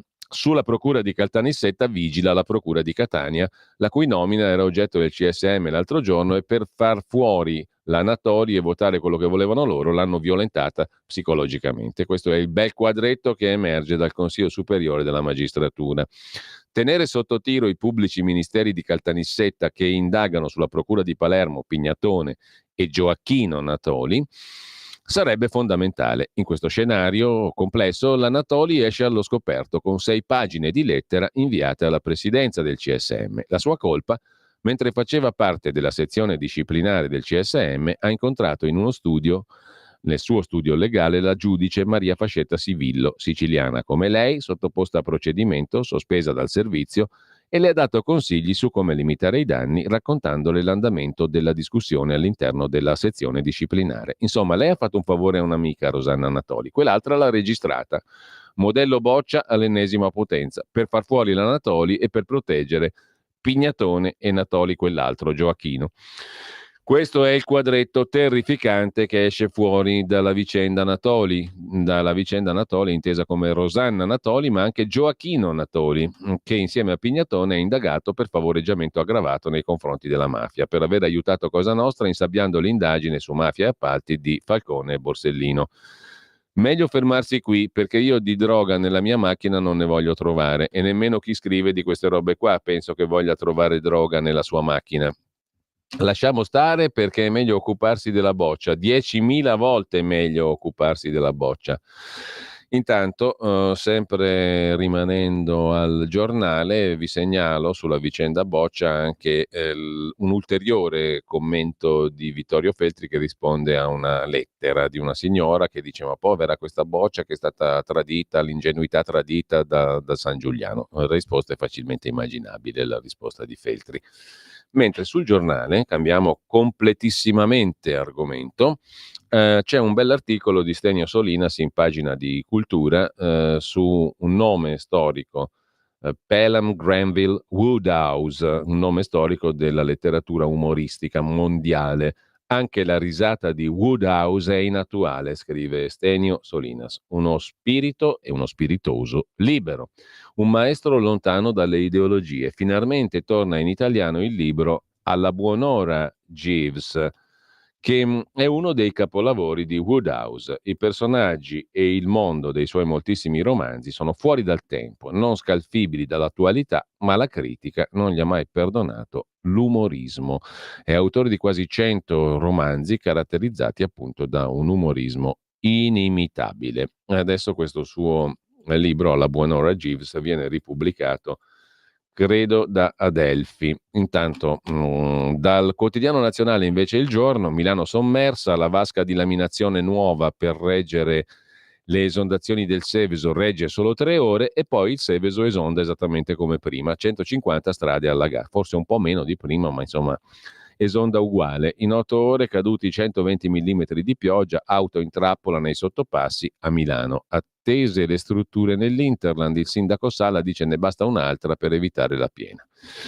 Sul Tempo invece c'è da segnalare il pezzo di Roberto Arditti in primo piano a pagina 5 sulla vicenda Boccia San Giuliano. Altro che segrete, le stanze del potere sono vulnerabili, l'assenza di cultura istituzionale a difesa del sistema nazionale e la teoria del complotto. Però diciamo che questa qui l'avevano data del lungo tutti. Se uno la fa entrare dalla porta principale, il cucù è lui, non è certamente lei o altri. In ogni caso, lasciamo il Tempo, andiamo a dare un'occhiata alla Gran Bretagna. Ci consente di farlo il venerdì di Repubblica, la Cool Britannia.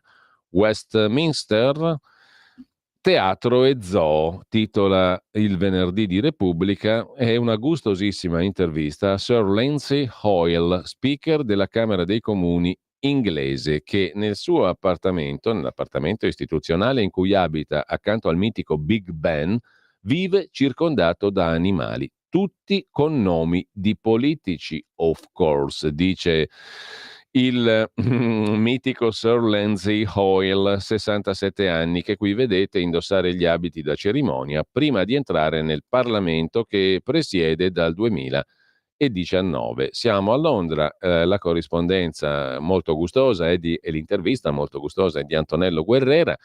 Sir Lindsay Hoyle ha accolto un altro gatto nel suo principesco appartamento nel Parlamento di Westminster. In Italia fanno entrare le imprenditrici, diciamo, le pompeiane. In Inghilterra fanno entrare i gatti. Sono più intelligenti gli italiani o gli inglesi? Permettetemi una battutaccia di scarsissimo livello. Comunque, ad ogni modo, questo è Clem, l'altro Attlee, come Clement Attlee, il primo premier britannico laburista, perché come lui sono disciplinati, orgogliosi e organizzati, dice Sir Lindsay Hoyle, lo speaker della leggendaria Camera dei Comuni del Regno Unito, il quale ha un piccolo zoo nella sua casa di Corley, nel nord inglese, dove da laburista detiene il seggio da 27 anni. Anche mio padre adorava gli animali e così mia moglie Catherine. Negli anni abbiamo avuto uccellini, cani, gatti, galline, pesci, papere e gerbilli, tutti con nomi di politici.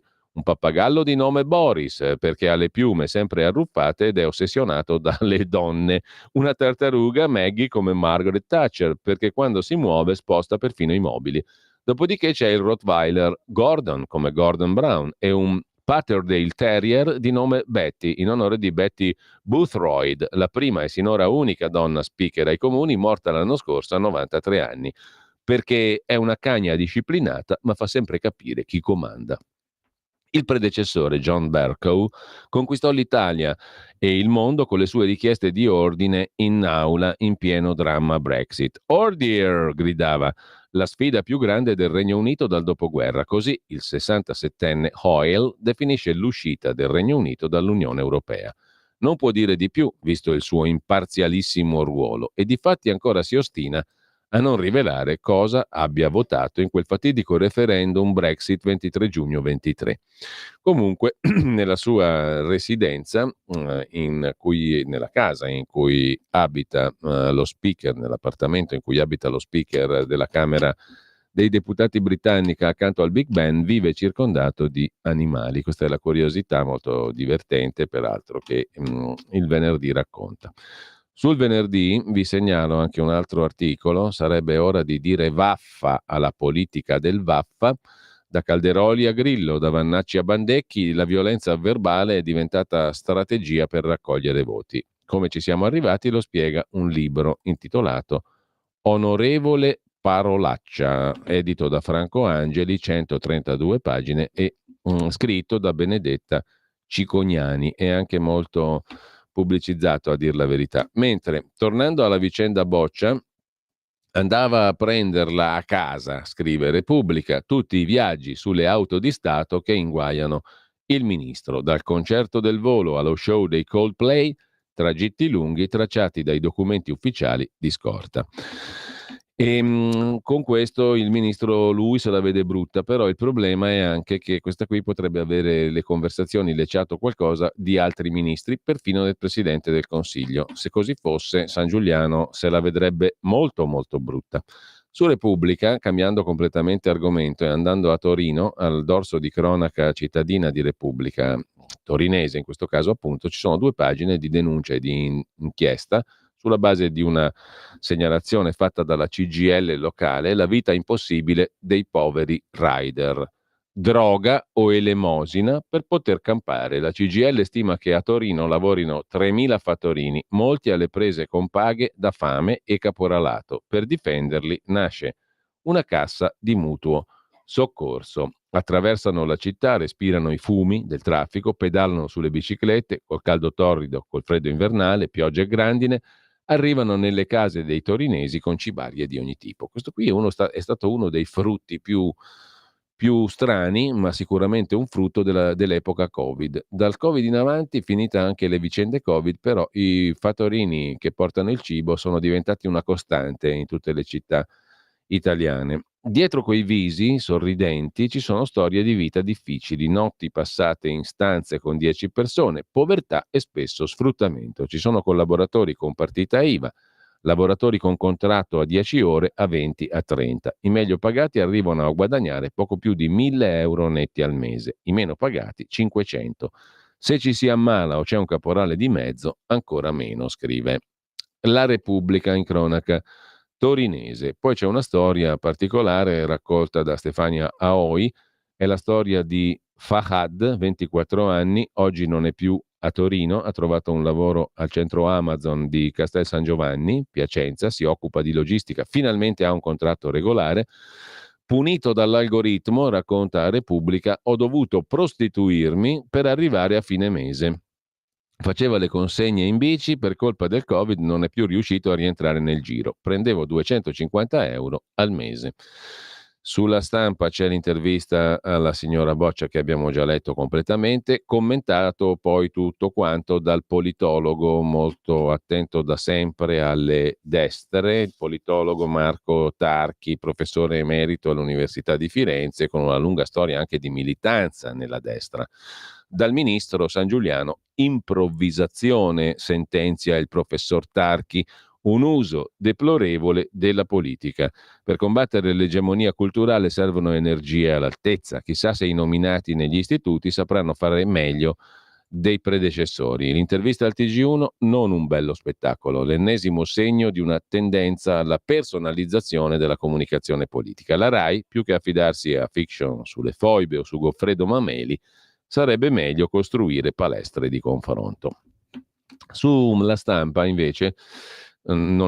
continuando sulla Stampa, vi segnalo anche un paio di pagine dedicate alla politica economica e alla nuova normativa sui balneari, sulle concessioni delle spiagge. Traditi dal governo, la nuova norma sui balneari non prevede un tetto massimo alle concessioni, gli imprenditori chiedono al governo un nuovo meccanismo di indennizi. L'Unione Europea dice che la procedura resta aperta, sarà archiviata soltanto dopo che saranno fatte le gare per l'assegnazione delle concessioni delle spiagge. Sulla Stampa di Torino ancora va segnalata un'altra pagina 14, non voglio fare l'infermiere. Quest'anno gli iscritti al test di ingresso sono poco più dei posti disponibili e i dati sono in costante diminuzione. In Italia mancano 85.000 infermieri, ma oltre 30.000 sono fuggiti all'estero, perché le condizioni qui in Italia non sono più sostenibili. Impossibile far partire le case di comunità entro il 2026, come pensato dal Ministero della Salute. Sulla Stampa, poi, dalla sanità alla scuola, c'è l'intervista al professor e ministro soprattutto Giuseppe Valditara. A scuola si torna ai giudizi sintetici. Il gravemente insufficiente sarà abolito. Il precariato è un fenomeno strutturale del nostro sistema, ma ora assumiamo. La condotta conterà nel percorso didattico. I corsi sulla violenza di genere sono nelle linee guida. Ius Scholae, l'inclusione passa dalla conoscenza dell'italiano. Potenzieremo i corsi. Abbiamo vietato l'uso del cellulare, ripristinato il diario di carta. Basta con i diplomifici, dice il professor Valditara. Il ministro dell'istruzione. Sulla Stampa poi c'è da segnalare ancora, pagina 19, Franco Giubilei che cura un dossier sul ritorno dei coltelli dopo un altro ammazzamento di sedicenne a Bologna. Un bengalese ha ammazzato un altro ragazzo di origini senegalesi, di padre senegalese, ma cittadini italiani tutti. Tra gli under, o meglio, ma italiani tutti, cittadini non lo so, ma comunque nati in Italia, italiani. Tra gli under 18 aumentano gli agguati e le lesioni.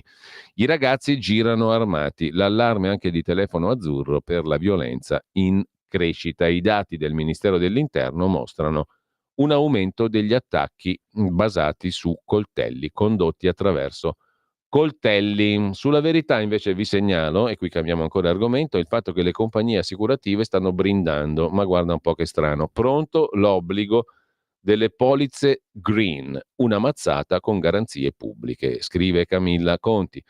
È in arrivo un decreto interministeriale del Ministero dell'Economia e del Ministero delle Imprese e Made in Italy, è già pronto, che definisce i termini dell'obbligo di assicurazione contro le catastrofi per le imprese, previsto dall'ultima legge di bilancio del governo Meloni. Il decreto imporrà l'assicurazione contro calamità naturali a tutte le imprese e ci sarà anche il plafond della SACE, la società per il commercio estero del Ministero, da 15 miliardi di euro. Una mazzata con garanzie pubbliche. Per i beni da 1 a 30 milioni il limite di indennizzo è del 70%. Le compagnie assicurative brindano. Chiudiamo, credo, la nostra rassegna stampa, sì, la chiudiamo così, sorridendo, con Diego Abbatantuono. Non so quale cavolo di rumore sto sentendo adesso, comunque la chiudiamo con Diego Abbatantuono, che è intervistato da Enrico Caiano per il 7 del Corriere della Sera, il settimanale del venerdì. Quando avevo 20 anni ogni cosa sembrava fantastica, adesso faccio le liste di quello che non può più piacermi, dice Abbatantuono. Ancora una volta fai il nonno, gli capita spesso ultimamente, i 70 anni a un passo arriveranno al prossimo maggio. Finora non aveva mai interpretato un nonno così stronzo, scostante e anaffettivo, un orso. Lo scrittore Pietro Rinaldi, dell'ultima settimana di settembre, è uno deluso dalla vita, è un omone respingente che è andato oltre il normale disincanto dell'età, fino a decidere di farla finita proprio all'inizio del film. Tutto il contrario di quello che Diego Abbatantuono è nella vita vera, con i suoi 3 nipotini, 2 bimbe, un maschietto di 7 anni, 5 e mezzo e 3 e mezzo, figli di mia figlia Marta, racconta Diego Abbatantuono, avuta con la prima moglie Rita Rabassini. Donna eccezionale, loro mi travolgono, dice Abbatantuono, tenerli 4 giorni è come aver avuto in casa il circo Medrano. Da Rita a tutti i membri della famiglia allargata, i superlativi si sprecano. Abbatantuono si esalta quando parla dei ragazzi, i 3 adulti avuti dalla prima moglie e dalla sua compagna da oltre 30 anni, e fa altrettanto quando accenna ai 3 bambini. Sono fortunato, dovrei passare la vita a fare i complimenti alla mia ex, che ora è la moglie di Salvatore, se alla mia compagna. Sono andata a cena da Berlusconi ad Arcore, ho fatto amicizia con quello che tagliava il salame, mai mangiato un salame più buono, racconta Diego Abbatantuono in questa lunga chiacchierata dove si parla anche ovviamente del Milan, dove si parla della città di Milano, del derby, dei suoi esordi nel mitico derby, il tempio del cabaret milanese, e appunto tra l'altro racconta che la famiglia è un elemento importantissimo della sua vita. La sua Milano non gli piace più, ma no, dice Abbatantuono, Milano tutto sommato è ancora una città che dà dei vantaggi e non mi pare che in altri posti le cose vadano molto meglio di qui. Più alberi, quello sì, lo ripete, oltre al fatto che gli piacerebbe una città con giusto i monumenti liberi, ma in tutto il resto solo pannelli solari. L'ho detto tante volte, ma ho capito che voglio bene a voi giornalisti, però le vostre interviste non cambiano nulla. Il giudizio su un posto dipende solo dall'età che hai. A 20 anni mi sembrava tutto fantastico, adesso invecchio, alcune cose non mi possono piacere. Con questo noi ci salutiamo. Siccome abbiamo citato prima, a proposito di comici, abbiamo citato la recensione di Maria Rosa Mancuso, che diceva, sì, bellissimo, tutti dicono che è bellissimo sta roba qua tratta da M, il libro di Scurati su Mussolini, che è stata presentata la serie cinematografica lì al Festival del Cinema di Venezia. Noi andiamo all'originale, perché la Maria Rosa Mancuso diceva, sì, bello, ma sembra di sentire Giorgio Bracardi. Sarà un grande attore quello lì che interpreta il Mussolini, Luca Marinelli, che a occhio e croce non lo conosco, ma mi sembra uno che piace alla gente che piace. A noi invece ci piace Catenacci, ci piace lui, Catenacci interpretato dal mitico, straordinario Giorgio Bracardi, e con questo chiudiamo, direi in pompa magna e fascisticamente, la nostra rassegna stampa. La rassegna stampa di oggi in questo cupo, fosco settembre che è seguito all'ignobile agosto. Ma io sono Ermanno Catenacci! Chi è Ermanno? Ma come? Ma lei non si ricorda perché non era ancora nata? Quando? Quando? Quando c'era lui! Ma lui chi? Ma insomma... È il duce del fascismo! Quando c'era lui! Ma cosa vede? Quando c'era lui era che non si scherzava mica! A parte che quando c'era lui era tutto più allegro, più ottimista! Quando c'era lui non si scherzava mica, sempre uno sbattere dei tacchi! Tic tac, tic tac, tic tac! Andate da qua, andate da là, adoratene su, adoratene giù. E lui sempre in mezzo, granitico, che dà a disposizione la velocità del fulmine. Tu fai questo, tu fai quell'altro, tu vai da qua, tu vai da là. Convocava, scriveva, parlava, telefonava, faceva tutto lui. Insomma, era un momento che ti veniva un groppo alla gola, non si a parlare. E insomma, lui stava sempre lì, sempre a controllare, sempre a guardare. Lui non gli sfuggiva niente, sempre alla velocità del fulmine. Tu fammi vedere cosa hai fatto, fammi vedere cosa andrei a fare, fammi vedere cosa c'è dentro le mani, fammi vedere cosa c'è dentro la saccoccia. Brutto sporcaccione, tu ce l'ho cerchiato, cosa hai fatto ieri sera? Sì, no, aspetta, che paorazzo ci faceva. Tu stai zitto, parla quando pissano le galline. Cosa sei adesso? Non ci scherzavo bene, come ce l'ho? Ma mica come adesso. Ma dove vanno quelli di oggi? Te lo dico io, perché quelli di oggi non si affacciano dal balcone. Perché si vergognano, perché sono piccoli, sono brutti, hanno gli occhialini, tutti palli, tutti coi denti gialli, tutti col foglietto. E perché noi, la democrazia, noi fango, noi andiamo. Ma dove vanno? Tutti i dentacci gialli, tutti palli, per linguare, visto quando parlano, tutti, e poi sputano, quando parlano sputano, no, i giornalisti del telegiornale quando li mandano, vamo qui, i giornalisti del telegiornale quando li hanno intervistato, questi che sputano, tutti sputati, devono mettere il tergicristallo, ma dove va? Ma cos'è la Repubblica questa? Questa te lo dico io, questa è la Repubblica dei Pelagrini, hai capito? Ma dove va? Cosa fa? Ma cosa? Tengo. Ma guarda che gambette, le gambette delle ballerine d'oggi, tutte piccole, macinate. Una volta le ballerine c'erano delle gambotte, delle sante, una volta una ballerina al gerarca Fabretti gli ha dato una sculettata che gli ha fatto fare. La sculettata gli ha fatto fare 2 mesi di Forlanini, ti saluto, ciao! Caro Giulio, la sua rassegna stampa di oggi è stata veramente.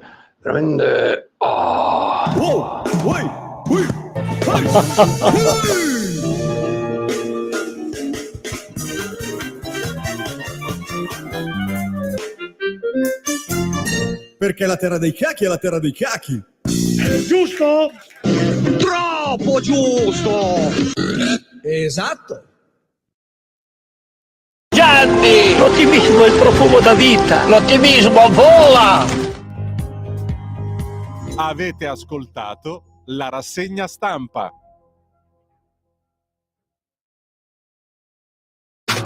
Stai ascoltando Radio Libertà. La tua voce libera, senza filtri né censura. La tua radio.